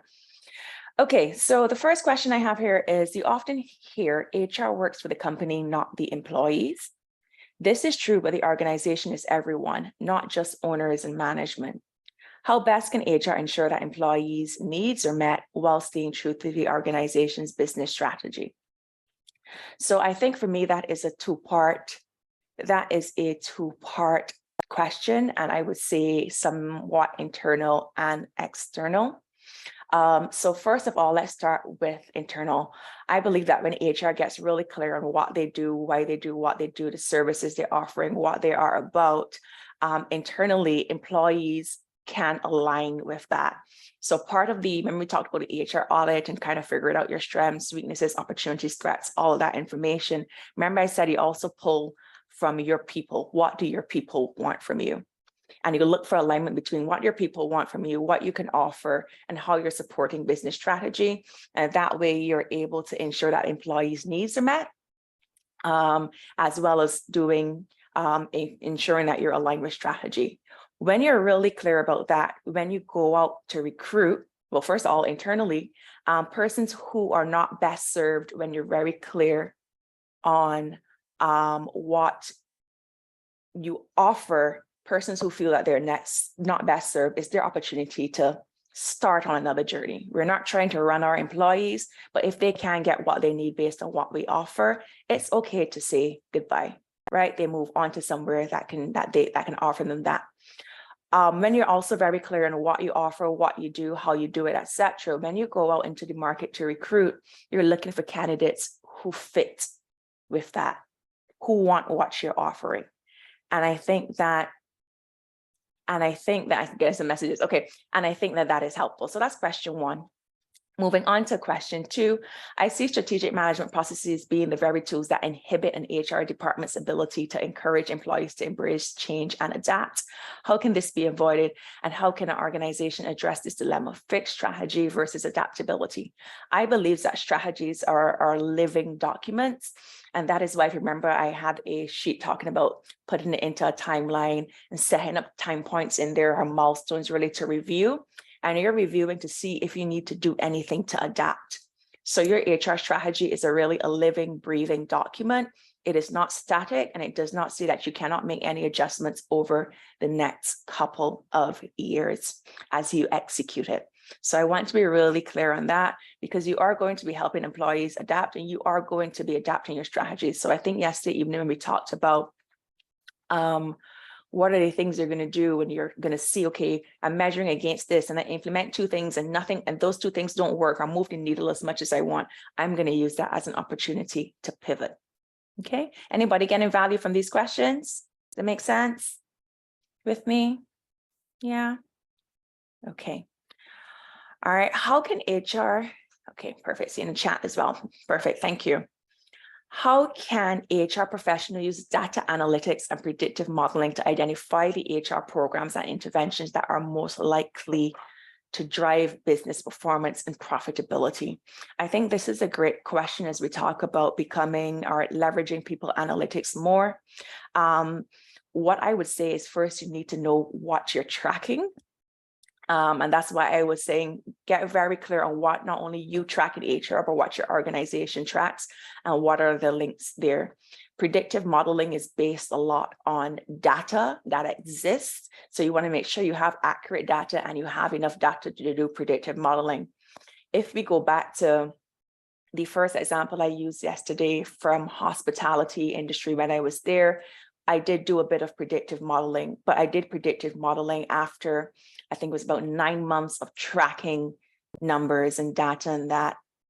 So for instance, if I were to implement as part of the HR strategy, a job aid versus training versus a change in recruitment, I would look to see what is the impact on the organizational numbers that I'm using. So what is the impact on customer experience? What is the impact on, we were big on quality, so numbers in terms of quality, the quality metrics that we had in the organization.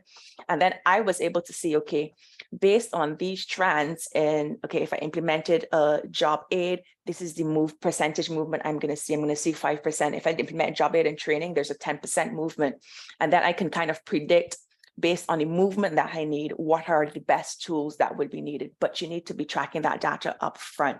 So I would say get very clear on the business metrics and the HR metrics that you're going to track, what the links are, and then you can begin to use that. After having done that for a while, you can use that to do predictive models. I hope that was helpful. How can HR professionals anticipate and respond to emerging trends and disruptions in the business environment? I think the best way to anticipate and to respond is to keep abreast. So I always recommend that HR professionals, and I think there is a great resource in the, not the blog, but the forum here on Hoover app, where persons have the resources and articles and sites that they can follow.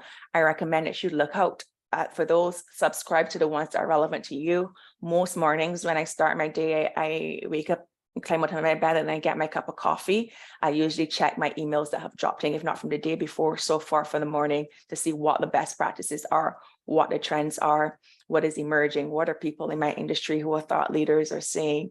And then based on that, I'm able to form an opinion and have an opinion about the issues I'm facing, what the trends are globally, what the best practices to address these trends are, and then what can I do in what is relevant to me in my operations, what is relevant to me as an HR professional in the organization or organizations that I span across, and how can I apply these in my solution? So does my HR strategy need to be updated based on this best practice that I came across, and that kind of stuff. So that would be the way. Sometimes it is a challenge to connect the dots in terms of metrics. How can we go about measuring impact if it's difficult to see directly? And I talked about this yesterday. If you get familiar, and I've been in a couple of situations where, as familiar as I am with the metrics that the organization has, it is difficult for me to measure the impact. So there are 3 things that I do. The first is, we call it split testing. So I would implement, if I have, let's say it is a customer service department, and I have 100 or 300 people in customer service, I'm going to roll out an initiative, and I'm going to look for what is with a section of customer service, and I'm going to look for what is the impact with the people I've rolled it out with versus the existing people. And then the gap that you see there would be your impact, and you can use metrics that way. If that is really difficult and you want to talk to me more about that separately, you could also track your own HR metrics, HR operations metrics. You can build out your own. And then the last thing, that is the easiest thing to do. So for the person that asked this question, the last thing that you can do, I would say, would be to really get that qualitative data. And I heard Lisa talk about qualitative data this morning, and I think that that is important and valuable. So I would encourage you to ask your stakeholders, what is the difference you've seen after this initiative? And they'll tell you, my team is more engaged, my team has better skills, my team comes to work and gives 100% every day. I am seeing this impact. I have better brand recognition as a result of the stuff that you've done with that team. And all of that helps to build your case for you to communicate as to what the difference you've made. If you can't connect the dots, or if you're still building your data skills. All right, so I feel I've asked a lot of questions, answered. I think I have 3 more to go, so I'll do that when we come back because I am very conscious of me sounding like a UE lecturer. I'm monologuing. If you remember me telling you yesterday, I am not a lecturer at UE, so let's move on from that. The next thing that I told you that I would do, actually, I'll do that at the very, very end. So let's go into breaking out into those breakout rooms. The question that you're working on is going to be in the question sheet that is available in Hoover. And it's the question we started to tackle a little bit yesterday as we spoke about the planning steps and we looked at Moore's Enterprises. Everybody remembers that example? Moore's Enterprises yesterday, and they wanted to bring their outsourcing of their research and development department in-house. Everybody remembers that? So we're going to go back into the question sheet and you're going to look at planning for anchoring learning, and we're going to go through that. This time we're going to go through it. We looked at compensation yesterday and we connected the dots from compensation. What we're going to do now is for recruitment and talent management. So when you go into your breakout rooms, if your breakout room number is an odd number, you are doing recruitment. If your breakout room is an even number, you're doing talent management. And what you're doing is drafting the HR strategy for that particular function. Obviously, when we draft a HR strategy, we're going to draft it comprehensively, but just to put the skills into practice, we're going to draft it for a function. But so we don't lose the fact that we need to align across and we need to be integrated as an HR team, I'm going to ask you, if you're in recruitment, please, when you come back to debrief, please share how will you support the efforts of talent management. If you're in talent management, how will you support the efforts or link with the efforts of recruitment? Okay, so the first thing you're going to do is walk me through what is your HR strategy. So you must have a goal that speaks to business outcome. You must have an action. And if you use the question sheet, it's in there and you're essentially filling those out. So you must have a goal and a business outcome. You must have an action. You must have a business measurement of some kind. I don't expect a budget,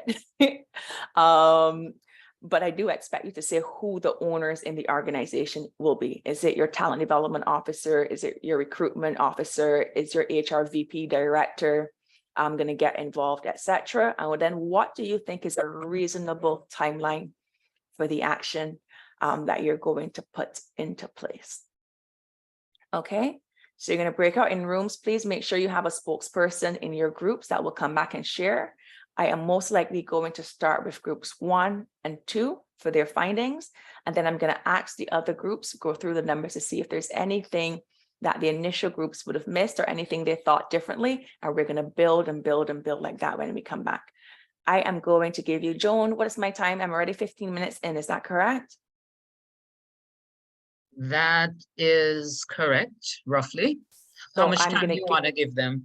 15 minutes in the breakout rooms. So you have to be effective time managers today. All right, so we've increased the number of breakout rooms. So we have an average of 7 persons in each breakout room. Perfect. All right, so off you go.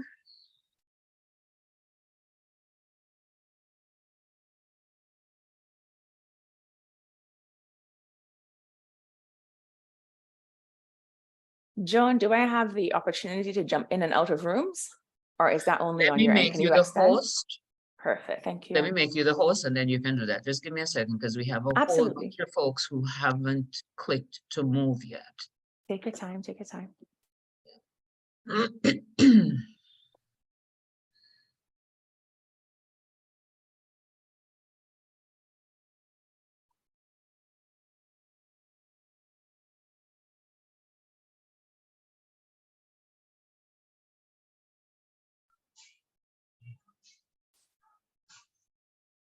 Hi, Joan. Nothing came up for me to click to go into a room.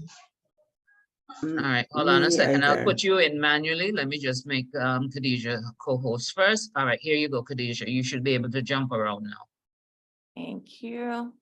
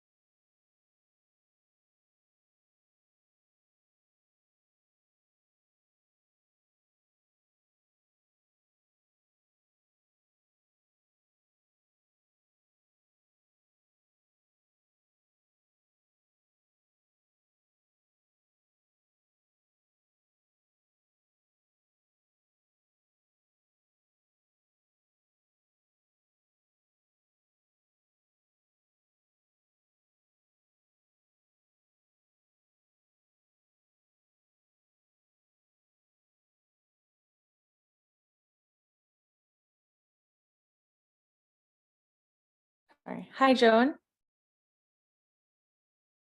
Where's she gone?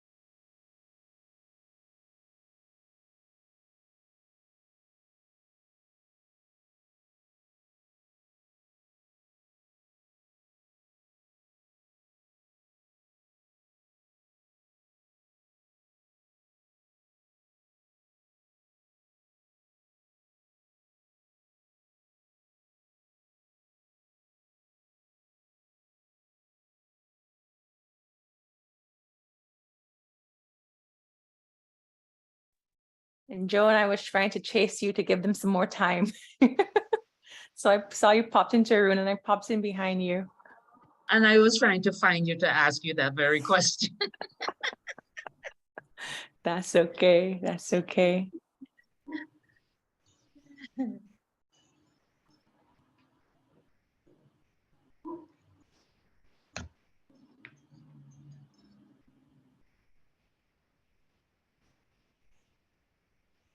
Okay, Khadijah, they're back.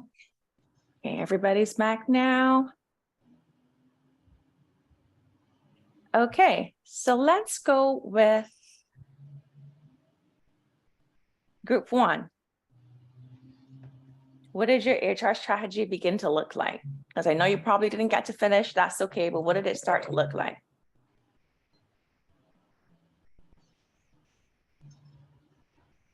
Who was group one spokesperson?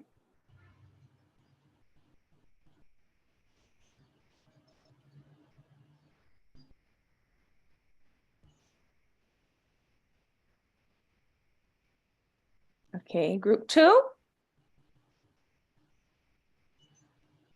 Hi, good morning.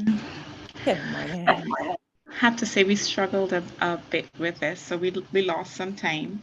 But we looked at the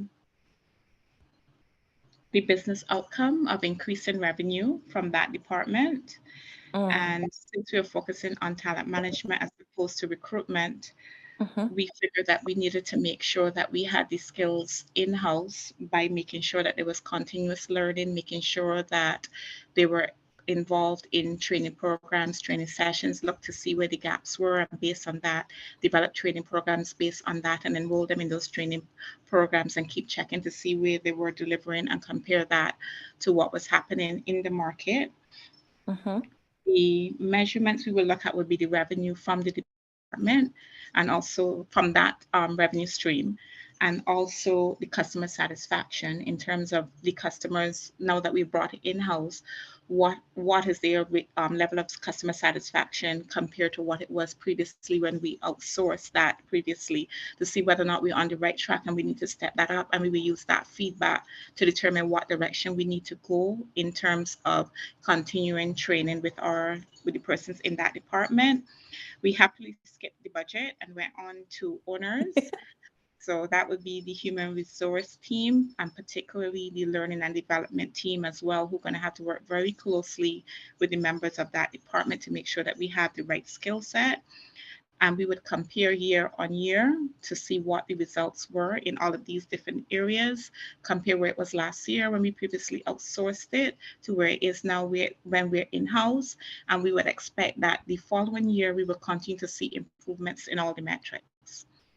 Okay, that's great. That's great stuff for people, for a group that was claiming that they were struggling a bit. So what I've got for your actions, that you're going to do a needs analysis. So you're going to figure out what are the skills that you need for this this research and development unit that you're building in-house. And then according to whatever you figured out the gaps are between the people you have and the needs that you have, you're going to start to fill that in, right? So you're going to do some training, ongoing learning and development. So those are great actions. Your metrics are going to be customer satisfaction with the new innovations that you do and that kind of stuff, and revenue. So where does the customer satisfaction sit now? And once you've brought those people once you've developed that department, you're going to see where it tracks. If it at least maintains the same, that's good too, right? It doesn't have to go up, but we're hoping it goes up and maintains the same. It means that you're doing just as good internally as externally. Maybe over time, it will continue to grow up. You're going to look at revenue from the department. So if you do a new feature launch for your existing products, does that drive additional revenue? What kind of revenue does that drive? That's awesome. Right? Owners, L&D team, could have been a little bit more specific, but that is absolutely okay, right? And then, of course, you are going to partner with the functional leaders. So your owner is not only going to be your L&D manager. If you have a research and development chief officer or whatever the case is, he is going to help you in some of the ownership of that, because he's going to provide you feedback and direction, etc. You're going to collaborate with him as a stakeholder. That sounds great, right? Am I the only person that thinks that sounds pretty good? Can we get some hands, some a round of applause for group 2? Yeah, okay, great. Group 2, group 4. Do you have anything you wanted to add? Anything that they didn't capture? Well done, group 2. It's easier than it seems. You guys are overcomplicating it. I guarantee you it's easier than it seems. Of course, you got to put some more details around this, but this is your draft. This is the bare bones of your strategy, and you're going to keep building this out some more. A little bit more details, but we had 15 minutes. You're definitely going to need more than 15 minutes to build an HR strategy for a business. This is great stuff. Group 4, anything you want to add? We don't really have anything to add because you kind of summarized exactly what I was going to say. I think what we left out was the metric. I would say we left that out. But no, only thing I have here and my note is that obviously in terms when you start that training program going with the person's insight after you did the assessment of the skills that you have internally, that could impact your organizational culture being in a company that, you know, there's room for growth and development, which in turn could impact you being an employer of choice, which should be is linked to, you know, generally is linked to overall organizational strategy. But other than that, we kind of So you know an said the employer of same thing. choice. Is that not how you support recruitment? Yes. There we go. I'm happy. Okay, great. Group 6, anything you wanted to add?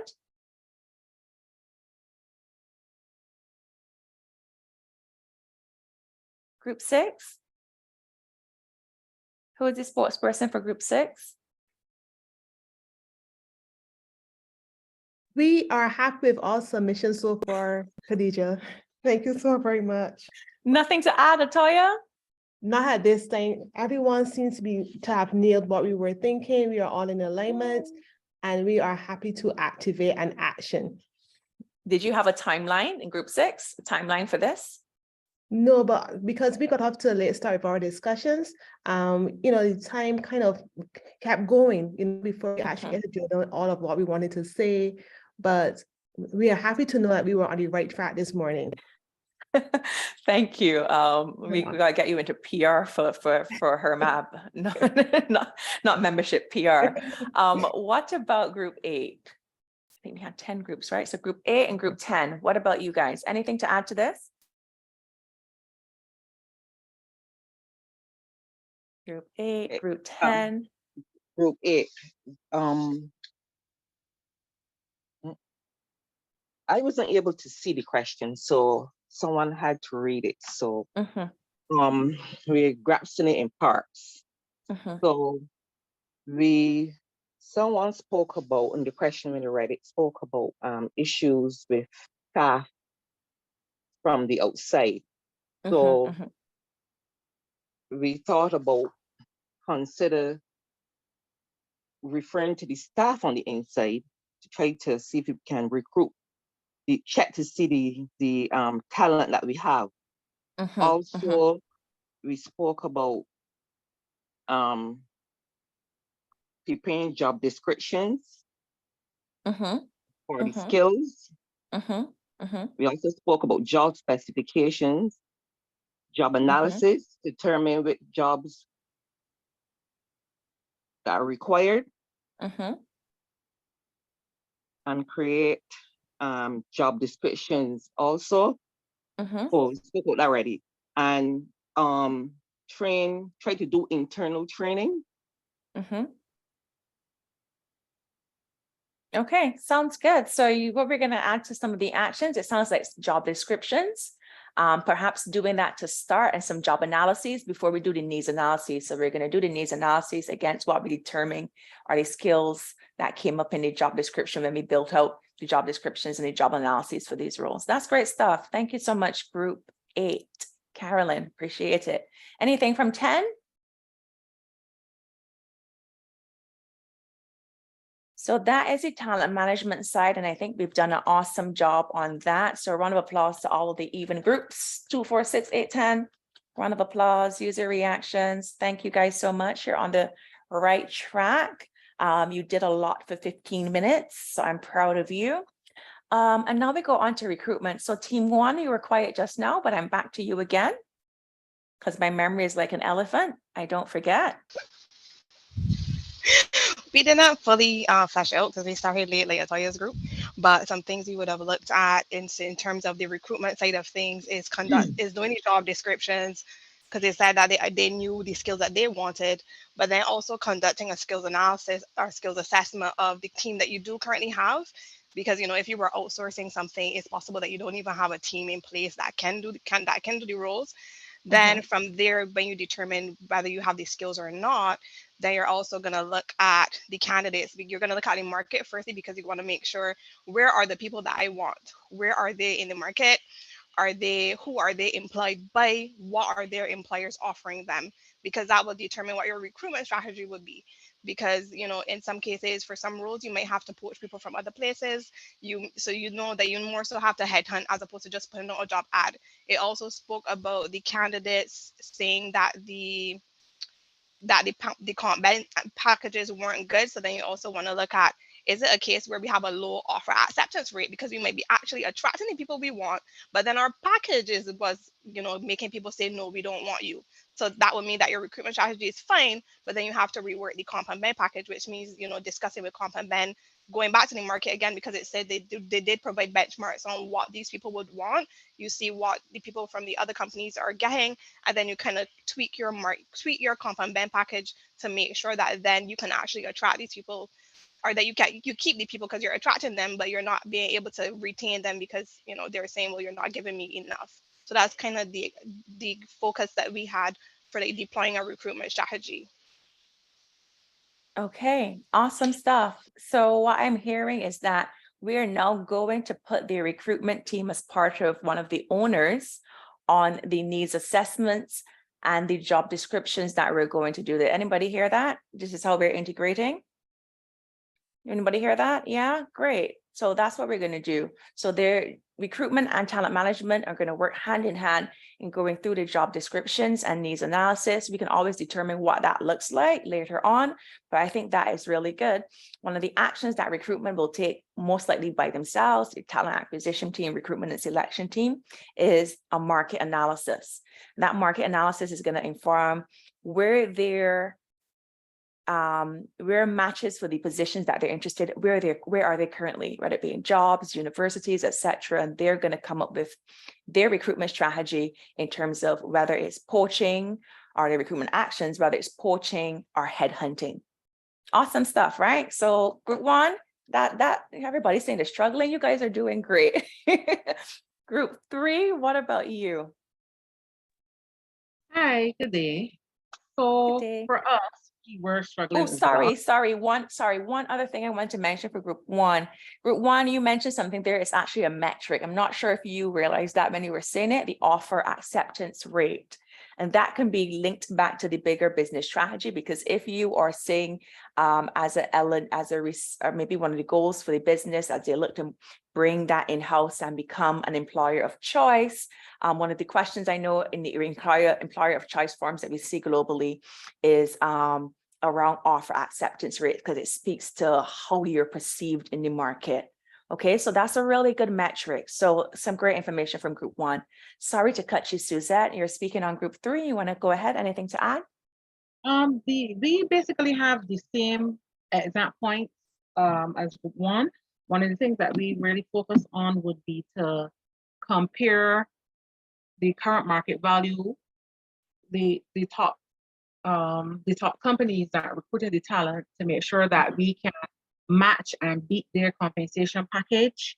And we offer different things like probably hybrids, not necessarily always money, but more so the benefits as well, per diem, that type of stuff. So that is one of the things that we looked at. And that was we're basically the same as group one. So great. So you're thinking about comp for your recruitment. Remember yesterday we looked at compensation and benefits, and it was Lisa and some other people, and we said what we're going to do. We're going to do a cost benefit analysis and all of that, because we've already redone or come up with a strategy around our compensation and benefits team. So it seems like recruitment is going to work very closely as one of the owners for the comp and ben. So that's what I'm hearing from group three, and I do agree. And again, we're seeing how our functions integrate to build that bigger HR strategy, even though we've just pulled out functions to work on them. Group 5 and 7, coming to you next. What are your thoughts? The last two groups, anything to add? Anything to reinforce? Anything you saw a little bit differently for recruitment? Okay, group 7, this is Sonia speaking. In our group, we decided that we would recruit bright sparks directly from the university. And we thought of doing this with the aim of building a young team in-house, looking at developing them, building their experience, in the hopes that this will encourage them to stay for the long term.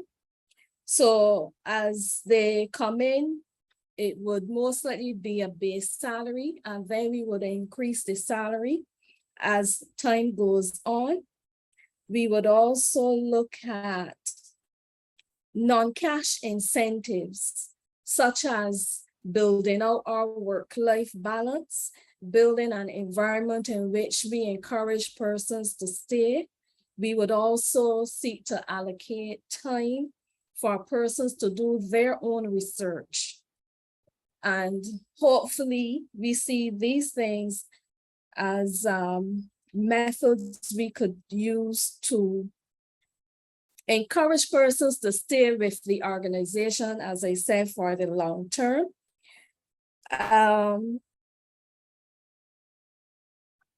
Okay, I think that's great. Anything, sorry, you wanted to add something else? Sorry, well, we would have talked about analyzing the outsourcing versus the in-house, look at the cost benefit analysis, checking the industry to see the type of packages and then base our offers on that. Our focus be retaining the talent, as well as in terms of the time frame, we were looking at a year.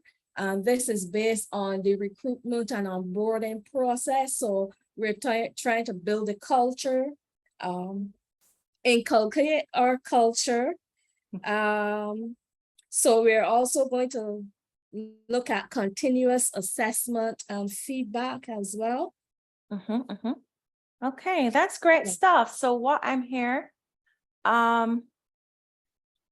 hearing, sorry, is that you are going to be working closely with the compensation and benefits team also, to kind of build out some things there. And I think what I heard there, I know it was Google at one point had an 80-20 rule where 20% of your time on the job you would put towards your own innovations, projects you want to work on. And that is kind of deemed as a best practice. So going back, I think the theme of becoming an employer of choice is really emerging here. And if you're leading in or looking to lead in R&D and AI and that kind of stuff, I think that is important. So we understand that as HR professionals. You also you're going to build a network, which I think is awesome and something that you'll definitely need to do. So your network is going to be through universities. And then the other thing I heard there was that you are going to be spending some time even with engagement, because you said after you bring them on, you want to make sure that you're building that culture, you're inculcating them into that culture. So it seems like you're integrating now with another function of HR we didn't even discuss, but that's great. Group 7, you're talking about employee experience, employee engagement. Once they're in there, how can you retain them and that kind of stuff? And you've given yourself a timeline of at least a year. And I think that is reasonable. This is definitely a bigger project. So both talent management and recruitment, you're not going to get this done in 2 months. This is changing the culture, much as they say. This is definitely going to be lots of change management. So I'm teeing you up for what's coming next. So you're going to take that over a year, and then you're going to use some of those change management best practices that Kerry would have shared yesterday. And I'm sure that he will go into a little bit more today. So can everybody, Group 5, do you have anything you want to add? Because I realized you were silent and Group 7 stepped in. I don't want to miss you if you wanted to add to the discussion. If there's nothing to add, just let me know. Nothing to add. All right, Khadija, we're going to need to ask you if you could begin to wrap up. Yeah, yes, this is the end. I'm pretty much finished. I just wanted to make sure Group 5 doesn't have anything to end to add. So that's great, because I know I'm about 8 minutes over time. So thank you so much, everyone, for sticking around with me. I have 3 more questions left in Hoover. I will respond to them directly in the app, so as to not take up any more time. I hope everyone can give themselves a round of applause, because you guys did amazing. I believe we're on the right track and we're connecting back towards that business strategy at all points, because everybody had some metrics in there and what they're going to do to create that impact. The last thing I'm going to do is put this form in the chat. And this is, if coming away from this session, click on the link. If coming away from this session, you believe that you want to do something going forward as it relates to your HR strategy, whether it be, you know what, I want to conduct an HR audit to see what my areas of opportunity or improvement are. I want to build out, draft an HR strategy. I just want to understand better what my business strategy is and begin to make those links. Put that information in there, whatever your one intention is going forward. And I will send you a reminder on the 30-day mark from today, the 60-day mark, and the 90-day mark. So at least I'm doing my best to keep you accountable and making sure that you're turning learning into action. So learn, change, and that would be the growing part, and me intertwining that into my session today. Okay. So thank you so much. I appreciate it. Joan, back over to you. Awesome, awesome, awesome. Thank you so much, Khadija, and thank you for the active participation. So I know you folks are messaging me, this is not enough time.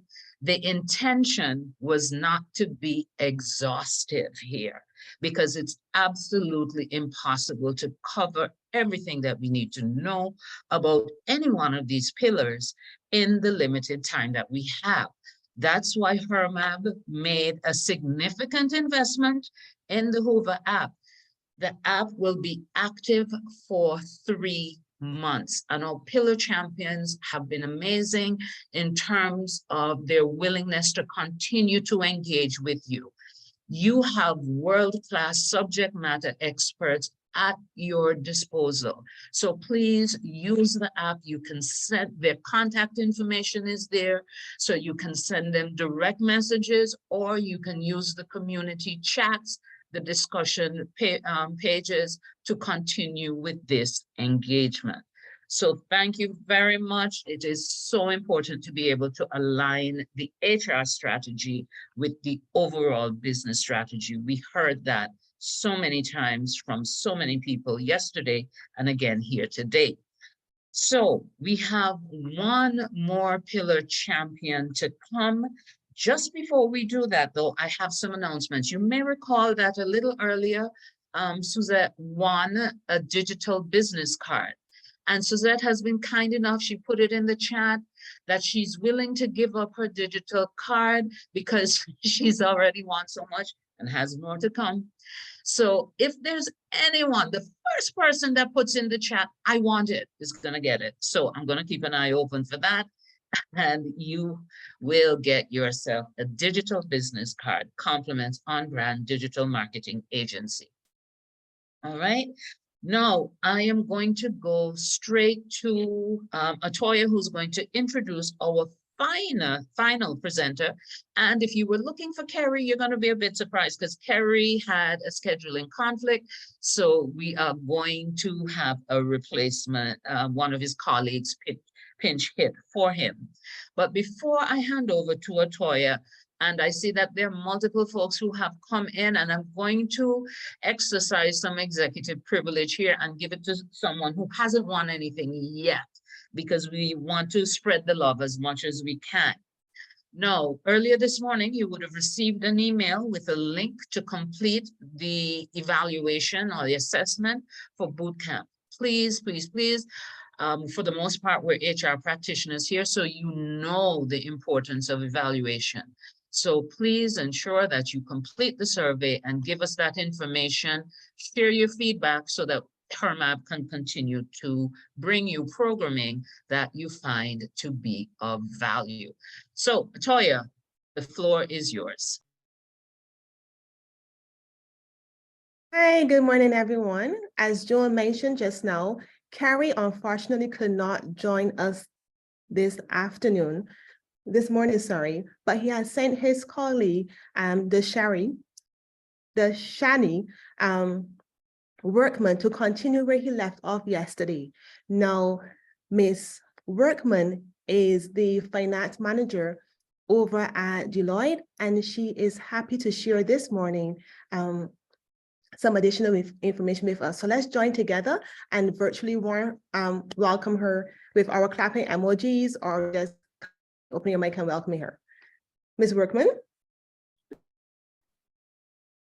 Hi, good morning.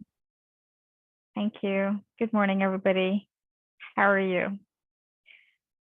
Oh, I need to turn on my, there we go. I have appeared.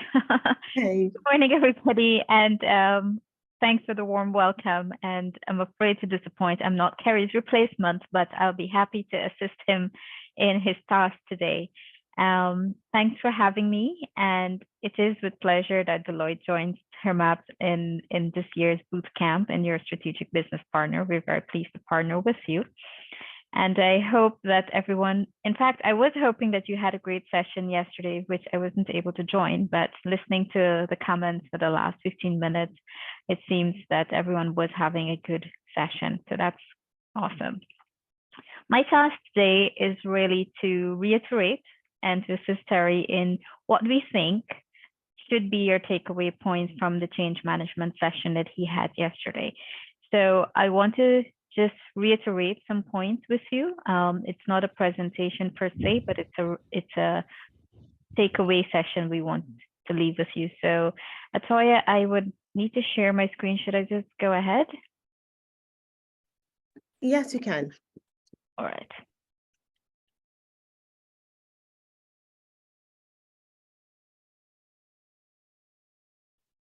All right. Can you see that? Yes, we can.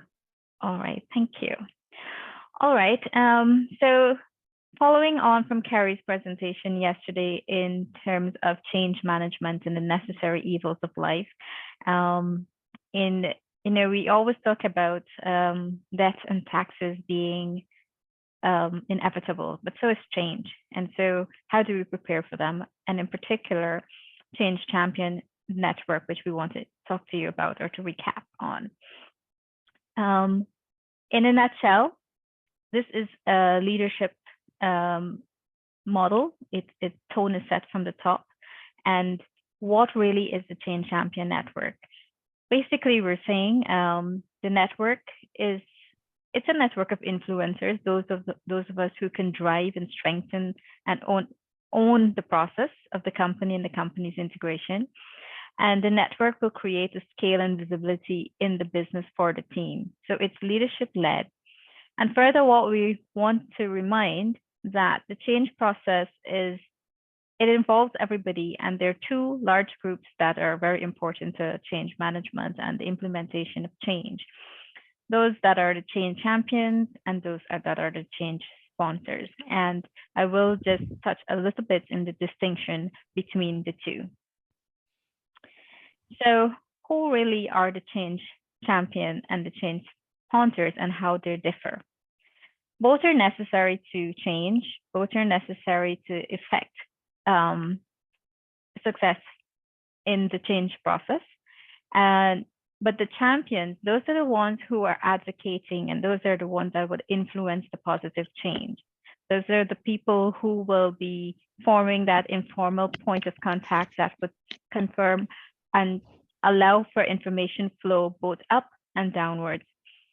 They share key project messages with their network, and they serve as an extension to the employee experience team.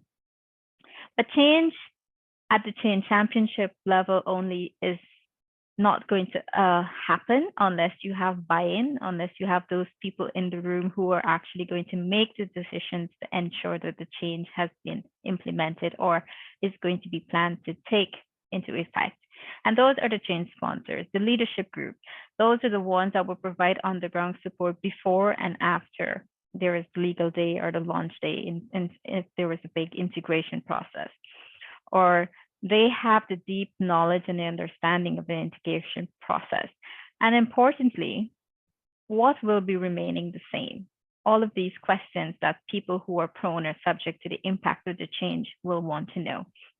And they are the important leadership voice that is to support the change. And again, I reiterate, the tone is set from the top. And similar to what I've just said about change being inevitable, whether it be at a department level, at the company level, integration of two businesses together, the number of champions or the sponsors will be dependent on the size and the scale or the impact that the change is going to happen. So these are ideas or principles in which we just keep in mind when we are implementing change or affecting change generally. A bit of the change champions and advocates. They're the advocates. What are their roles? Who are they? What are they supposed to do? When are they supposed to do it? And who they work with? That sort of thing. In a nutshell, the change champion is, as I said, the voice of and to the business. They offer the two-way communication channel, both up and down. They represent the business. They could be your managers. They have a thorough, generally, understanding of the group's culture, which is important where change is concerned, so to understand the culture and how best change can be implemented. They maintain strong, formal or informal, or both, network of peers, and they generally exhibit strong communication. They are the motivators. They are also skilled at time management, which is also a necessary tool for change. What do they do generally? They support the integration they do this by having a thorough understanding of the change. They identify the local, the specific impacts of their organization or their groups, and the cascading and customizing global key messages provided. by the employee experience team. They facilitate what is necessary or how it is necessary to communicate the change and the changes, the effect, any change in programs, whether that be through webinars, town halls, presenting integration updates at staff meetings, whatever is necessary, they provide that link. They also help to identify what are the mitigation plans. As everyone in the meeting would know, change happens. It's all many times it's well planned, it's perfectly executed, but there will always be snagging or feeding issues that you could not have anticipated that you have to deal with. The idea is, how do you deal with those issues? How do you anticipate them, and how do you mitigate them? So these are the roles that the change champions will play in the change process. When and the time commitment is determined based on the size and the scale of the assignment or the change, whether it be small project or it be a long-term project. So those are, as I said, these are the principles that we want to leave you with, to remember that these things need to be taken into consideration, especially in planning the logistics of the change. And they generally work with the employee experience team and the employees. How are they different to the sponsors? And a little more depth to the sponsors. These are the leadership. Personalities. They provide either the regional or the local or business function, if it's smaller, support in answering questions about future state processes and policies, because they would have that strategic view of where the change are supposed to happen and for what objectives it wants to achieve. They're usually the leaders in their project, their organizations or the business groups. They're local experts who possess deep knowledge of their business groups or their local office. And they're usually well acquainted with the changes resulting from the integration, which is important in order to, especially if there's a big change, to calm people's minds or to manage expectations of what those changes or resulting changes would be. And given the room that we're in, employees generally, if there's a big change, would want to know if they still have a job at the end of the change. So those are the things. These are the changes that the sponsors tend to know and have to manage well. They're usually, as I said earlier, the integration expert for their function area.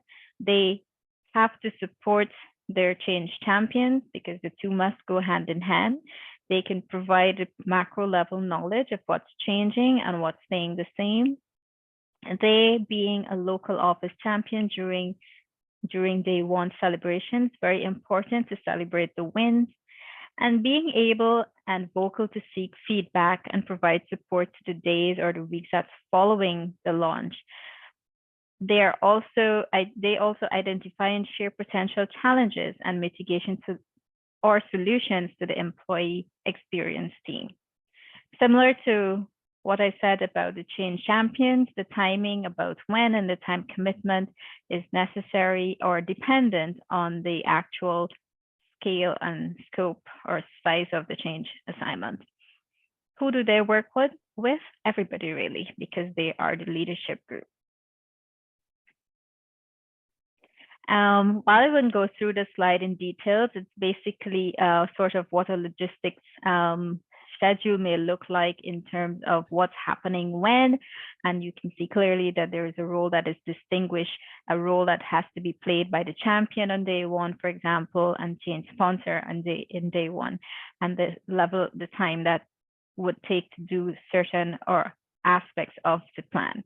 So in your own businesses, you will prepare your logistics, and it helps that when you are planning your change and you are going through the logistics, that the details are easy to be identified and that they're documented properly so that there is clarity at all times, because clarity during a big change is always a very important factor for its success. This is further detail. So once at the strategic level, you have the broad strokes, what needs to be done, the logistics into nitty-gritty, and those who have to go into the trenches. It is documented as well because it helps provide the clarity for everyone to know what their roles are, when they have to do it, how they need to do it, etc. And here we are finally, once again, the takeaway of the Change Champion and who they are versus the sponsors.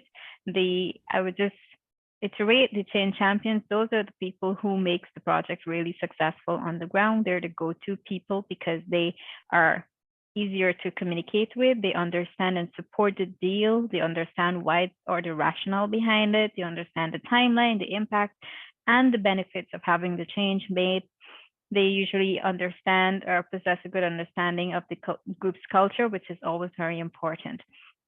And the support continues to come from the change sponsors. So what is the value proposition of the Change Champion?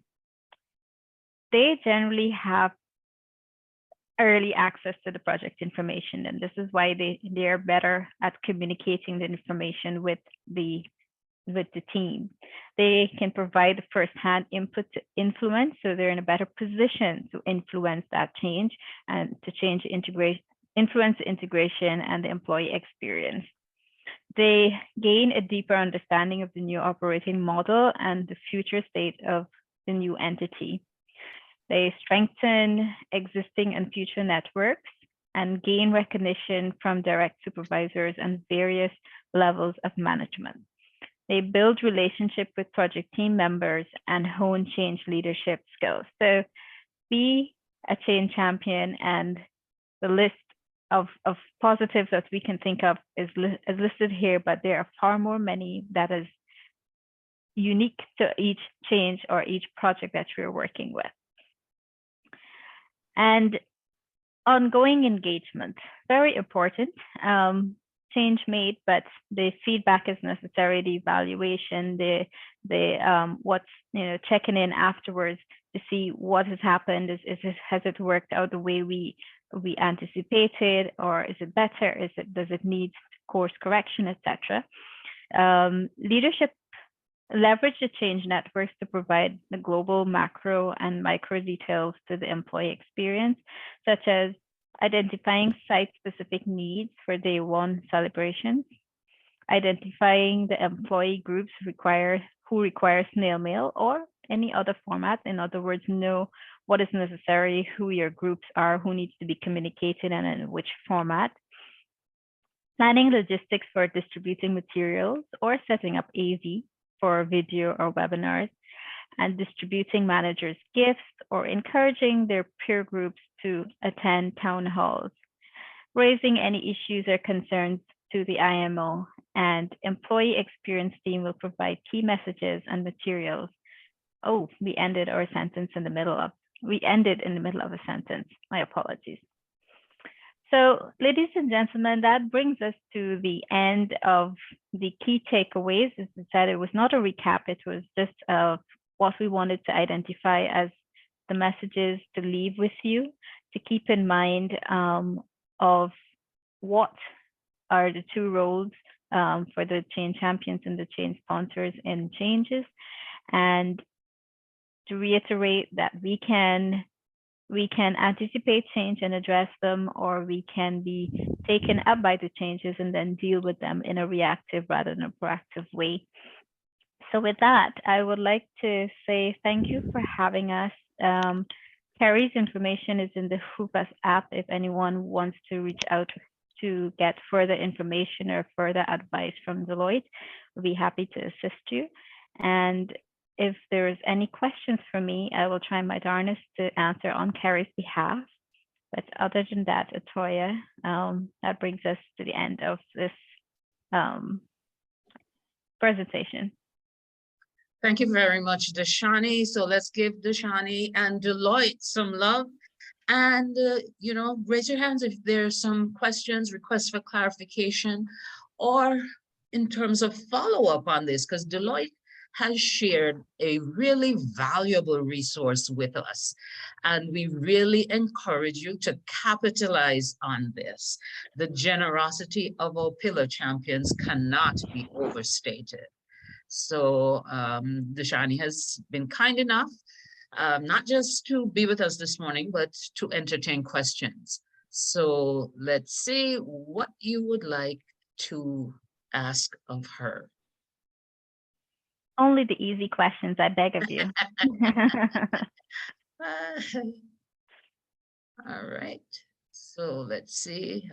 Not seeing any hands come up immediately.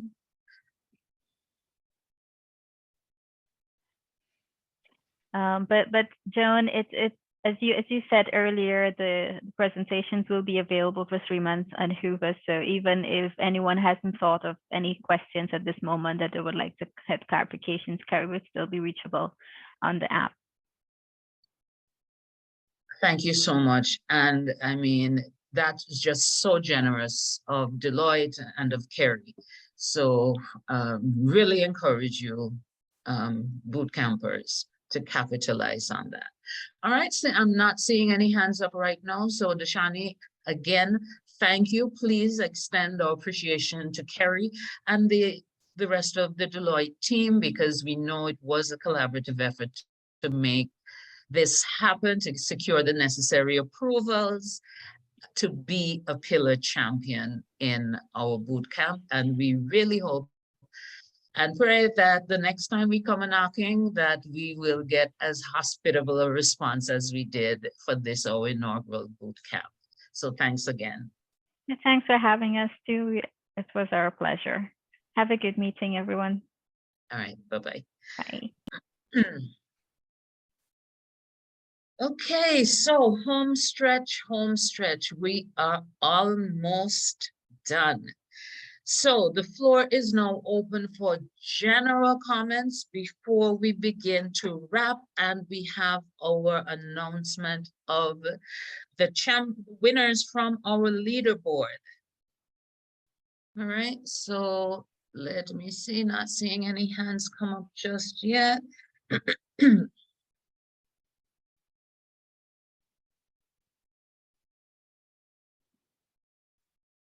So it looks like you may be able to leave a little earlier than anticipated, since we completed our last session just about 12 minutes ahead of schedule. So I am going to bring up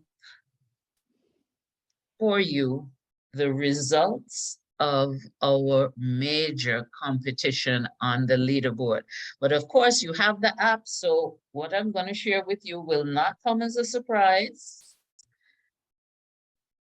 All right, just give me a moment so that I can bring that up on my second system. All right, here it comes.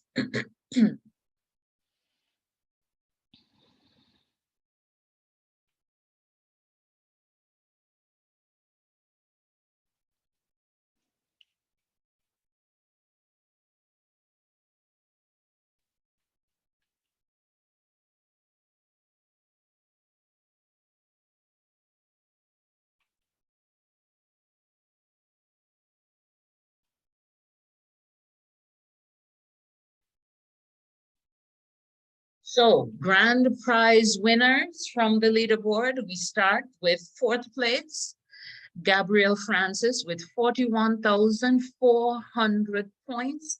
And Gabrielle, your prize is 3 online exercise classes, complements Bayesian Fusion. So let's give Gabrielle some appreciation and congratulations for showing up as the 4th place winner on our leaderboard. So can we hear from the winner? Gabrielle, what do you have to say about placing here? What was the experience like for you? What would you like to share with your colleagues?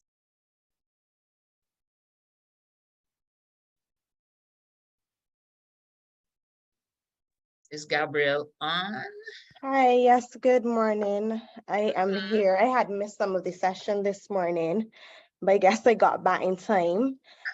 I just want to say that I was really glad that my HR manager would have informed me about HRMAB. And I got a chance to participate in the boot camp. It was very informative, and as a new HR practitioner, I realized I have a lot of work to do and a lot of research to conduct, and I'm excited about my journey. Yes, we celebrate you, we welcome you to the community, and we pledge to continue to support your growth and development. Thank you so much, Gabrielle. Thank you too. All right, then up next we have our third place winner, and that's Davina Lane, clocking in with 60,900 points. And Davina's prize is Conducting Discipline, a short course, and the book bundle complements Barbados Employers Confederation. So let's congratulate Davina and invite her to give her victory speech. Thank you, John. Apologies all, my camera on this laptop does not work, so I'm sorry about that. But thank you for my prize. It's actually just what I wanted. So I know people thought that I dropped back, but it was actually very strategic. This is what I wanted and this is what I got. So thank you very much. I knew it when you told me you're working a different strategy. I was like, yeah, I see you. Well designed and well executed strategy. Congratulations. And I'm asking all our winners to listen out, because I have an ask. I have a request for you once we've announced our top winners. So we go next to second place, and that is Suzette Hinkson, coming in with 85,100 points. And Suzette, for you, we have a Samsung A23 and some branded goodies, compliments of Digicel. So Suzette, are you on right now to give your victory speech? Hi, good afternoon, everybody. I just want to say I have been stalking HRMAB page for so long, trying to decide if I'm going to join. Last time I called, it was like late in the year. So I waited to the beginning of this year, and then I still wasn't ready as yet. But what I would say about this competition is that I honestly did not expect to make so many points. When I got it downloaded on my phone and I started, I was like, I'm just going to download this. But then when I realized, oh, you just have to interact to get these points, I was like a beast. I was like, oh gosh, let me look for this to share. Let me look for this article. Let me look. So in sharing all of the information that I shared, I also gained a great set of knowledge. So I was very thankful for that as well. And I just want to say thank you for HRMAB. You're doing an excellent job connecting HR practitioners together, because sometimes we need other HR practitioners to help us along the way, because we're always the cushion for everybody. And sometimes we need someone to cushion us as well. So I'm very thankful for that, and I'm putting in my application as well, because I really love it here. I just want to say thank you. You are so welcome. And, you know, we really look forward to your continuing to learn, change, and grow with us. So I don't have a drum roll, but here it comes. I mean, talk about coming onto this platform like a beast. Oh my goodness. Carol and John, I mean, you have been phenomenal in terms of the high quality content, the interaction in just the past few days. So first place goes to Carol and John with a whopping 103,400 points. And of course, her grand prize is a scholarship to complete a certificate in management with a concentration in HR, complements BIMAP. So Caroline, are you with us to share your victory speech? Hi, good afternoon, everybody. I am here. Thank you, Suzette. I just want to, it's interesting because I'm a non-HR practitioner and it's interesting to to actually have been the winner. But okay, so I just want to say I enjoyed yesterday's session. I enjoyed meeting everyone. It was a fantastic opportunity. Joan, you are incredible. Davina, so are you, and Suzette. And interestingly enough, we all ended up, just being at the same table. Well, not Suzette, but I ended up being at the same table with Davina and interacting with her. And she's a wealth of information. I just want to congratulate her on that. What about Lisa and Khadija? I can't say enough about their presentations. I took away so much from it. And I'm going to use the phrase coined by Khadija. I am definitely HR curious now. And so I am looking forward to this scholarship.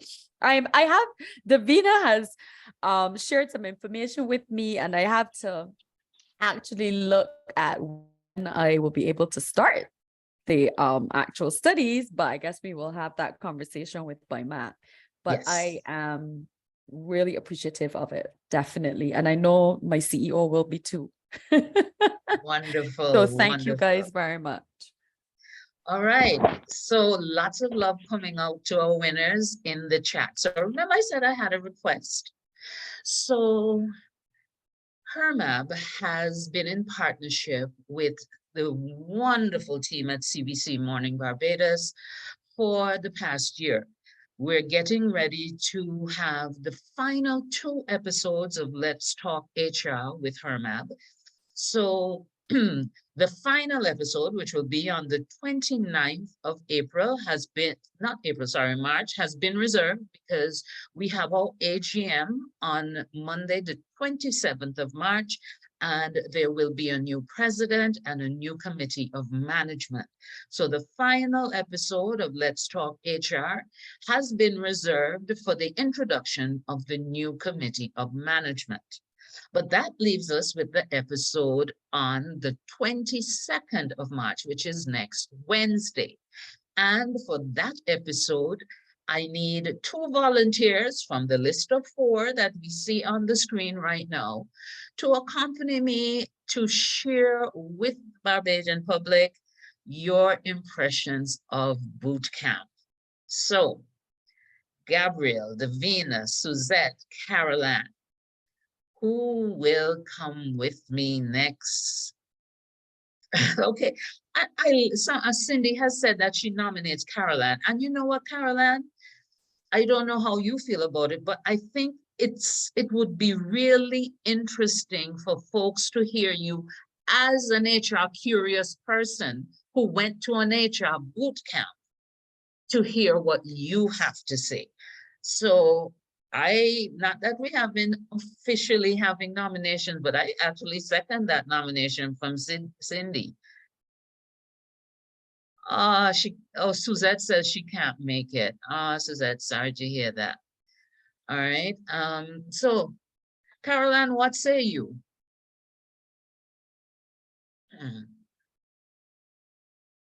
Yes, I agree. I have no issues with it. Beautiful. Thank you very much. So I'll be in your inbox giving you the details, but it's early in the morning, right? So if you're not an early riser, you're going to need to be on Wednesday. That's so, okay. Is it going to be virtual or? Absolutely. Absolutely. Okay. That's what we were able to maintain it for a year because Lord knows I wouldn't have been up and about and looking presentable that early. All right, so I will message you the details and thank you so much. So we need one more. And Suzette has indicated that she's not available. So we have Gabrielle and Davina. I'll do it. Was that Gabrielle? Yes, please. And Gabrielle, you said that you're early in your career, right? Yes, please. I'm now starting my journey. Beautiful. I love this. Davina, you're no stranger to Let's Talk HR. I'm not, so I wanted to give the others an opportunity. I figured so. Strategy again. I tell you, this lady always have a plan. Okay. So yes, Celeste, I like you, love the selection because this shows the broad appeal that HRMAB has. So we will be sharing information, and I don't know if VP Nick is on, but there'll certainly be a press release announcing our top winners, and then we will have a representative sample on Let's Talk HR coming up on Wednesday. And so folks, even if you're not able to catch it live on your TV, they do live stream from their Facebook page. And of course, as usual, we will be posting the recording once our colleagues at CBC make that available to us. All right, so at this point in time, I would like to hand you, well, let me just check to see if there are any questions, comments, and to remind you, please, please, please complete the evaluation survey for us. If you didn't get the link, please post in the chat and I can upload the link there, so it makes it nice and easy for you. A reminder that our AGM is coming up on the 27th of March. That's not Monday coming, but the following Monday. If you are a member but have not yet paid your subscription for 2023, please note that you need to take care of that so that you can participate in the AGM and select your new committee of management. All right. I have a quick comment, if I may. Sure. I would have signed up for this a little late because I had been so much is going on at work, always in training, and you know, a lot going on, pretty busy. But I kind of saw the actual layout of what was going to be included, and what piqued my interest was knowing the numbers. Needless to say, after the presentations yesterday, I know it's like a broken record, but Lisa's presentation was just excellent. Khadijah's was very insightful as well.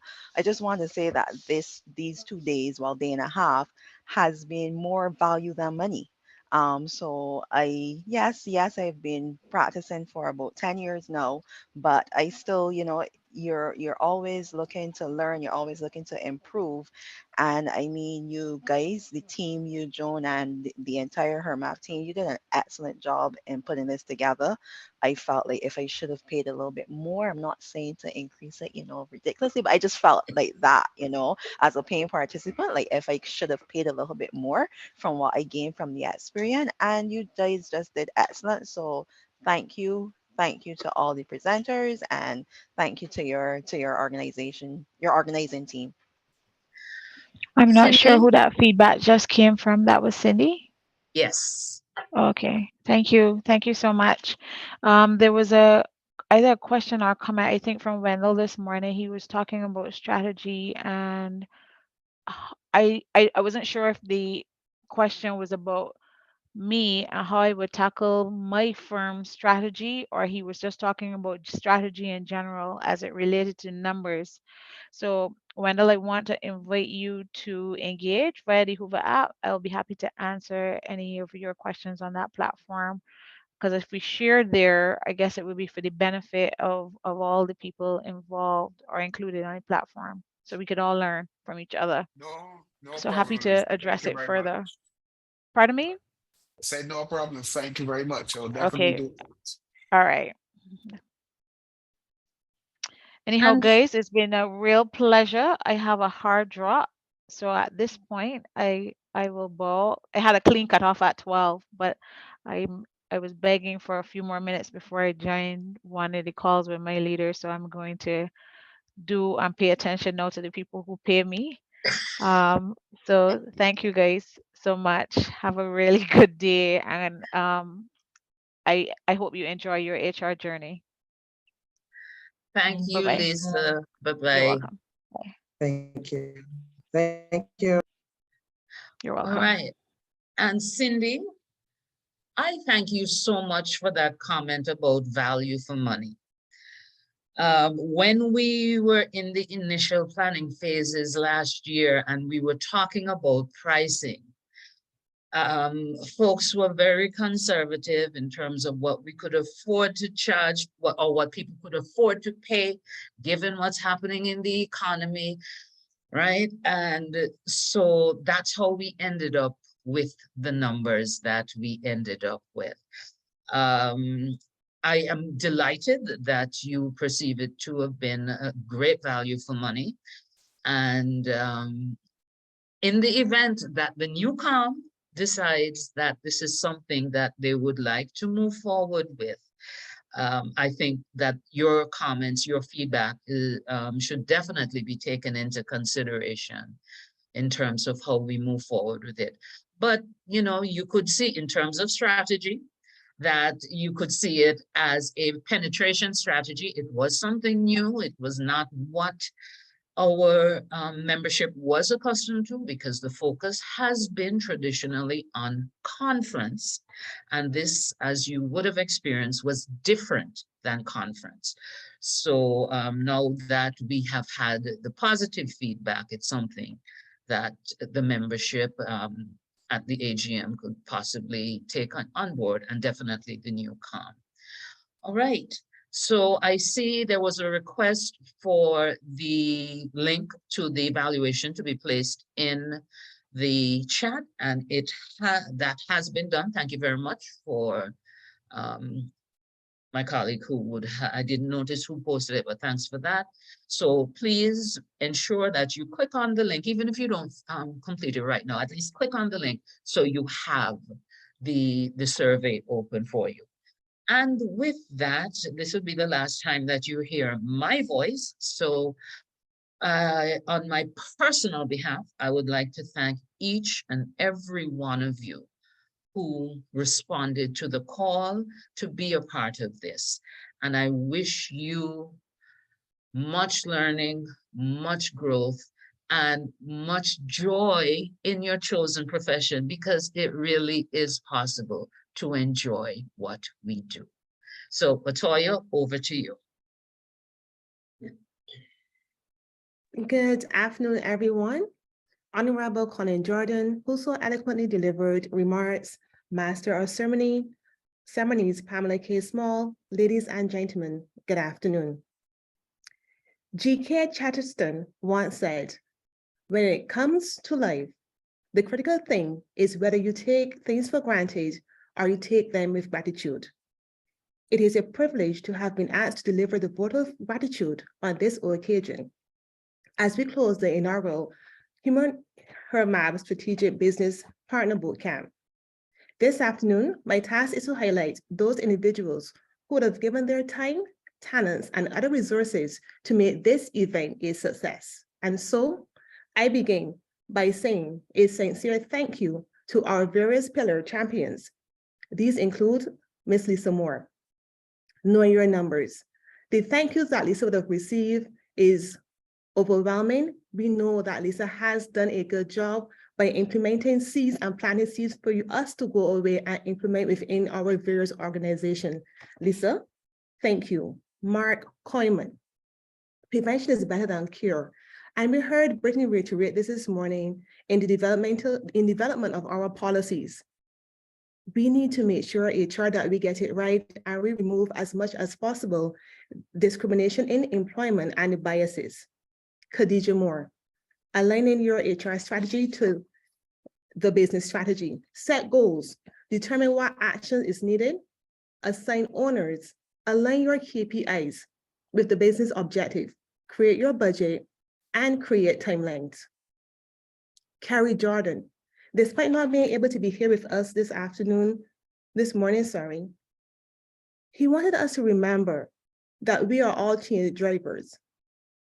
We are the forefront of running the business leaders and the people in change initiatives. Brittany Bradford this morning was, as usual, a breath of fresh air, giving us so much nuggets to think about. The marijuana, health and safety legislation, recreation or medicinal use, testing, especially for those who work within the manufacturing industry. We have the Shani Workman sitting in on behalf of Gary and reminding us the importance of being change management. Your delivery and execution in presenting the various topics was exemplary and thought-provoking. To our guest moderator, Ms. Gianna Marshall, and panelist Dwayne Hall, Deputy General Secretary, Barbados Workers Union, Anthony Arigallo, CEO, CPHR Canada, and Joan Underwood, President of HRMAB. Your various personalities and content knowledge help to keep us engaged as you effortlessly guide us through your panel discussion. What do stakeholders need from HR? Thank you. Honorable Colin Jordan, Minister of Labor, Social Security, and the Third Sector, who eloquently delivered the minister remarks. We at HR endorse his vision for labor, Social Security, and the Third Sector, and will continue to work earnestly to support the work of your ministry. Mr. TJ Smarts, President of NORMA, Rochelle James, CEO of C-Sharp, Lloyd Waters, President of HRMAB, Laurie Lord, President of HRPAD.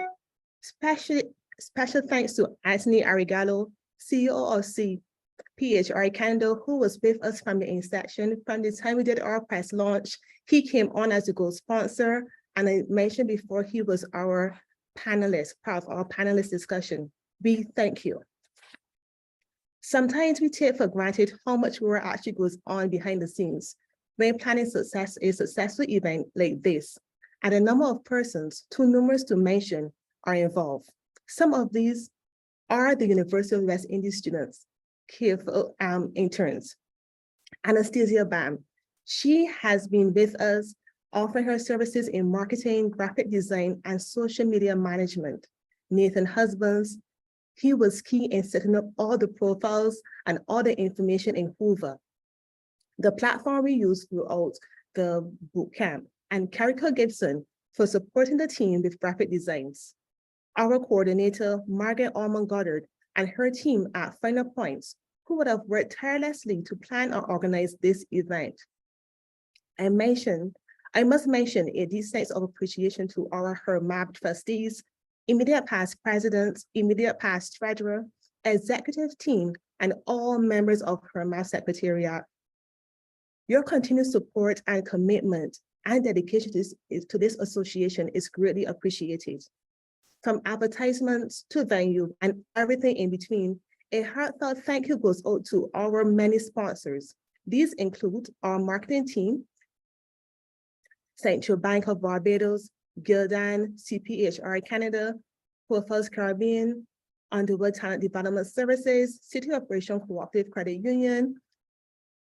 Special thanks to the management and staff at Sandals for providing that magnificent venue and all those delicious goodies we ate yesterday. It was indeed tasty.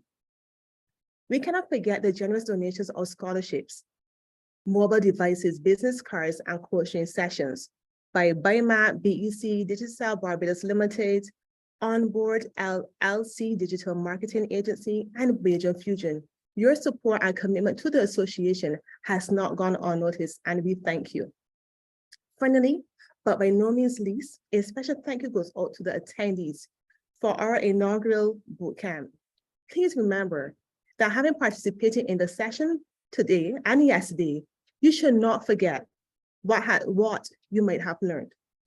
Rather, be empowered by your new knowledge and become a strategic business partner in your various positions within your organization.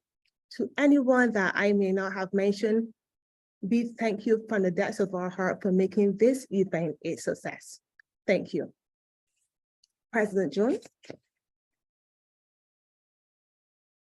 Oh, I had said it was the last time they would hear my voice. So thank you again. And thanks to Toya for that amazing job in covering all the awesome collaborators who were just so generous, and to the participants who've been so engaged. It really has been gratifying for us to see the level of appreciation and excitement that Bootcamp has generated. So go out, spread the word. Listen, the majority of registrants, interestingly, were not HRMAB members. So we expect to have a flood of applications for membership. And if you do it quickly enough, you can be at the AGM. So we look forward to seeing you. And again, AGM on the 27th of March. Let's Talk HR with HRMAB coming up this Wednesday around 7:15, when you'll hear from our boot campers as well as me just representing the organization. But thank you, thank you, thank you. You know, I'm a stickler for time, so I just looked at my screen and saw that it's bang on 12:30. So well done, everyone. And we look forward to seeing you at the next HRMAB event. Bye-bye. Goodbye. Bye, everyone. Take care. Thank Bye, you. everyone. Have a Bye. good weekend. Have a great Take care. weekend. Bye. Goodbye. Thank you very much. Great meeting you guys. Bye. Goodbye. Bye.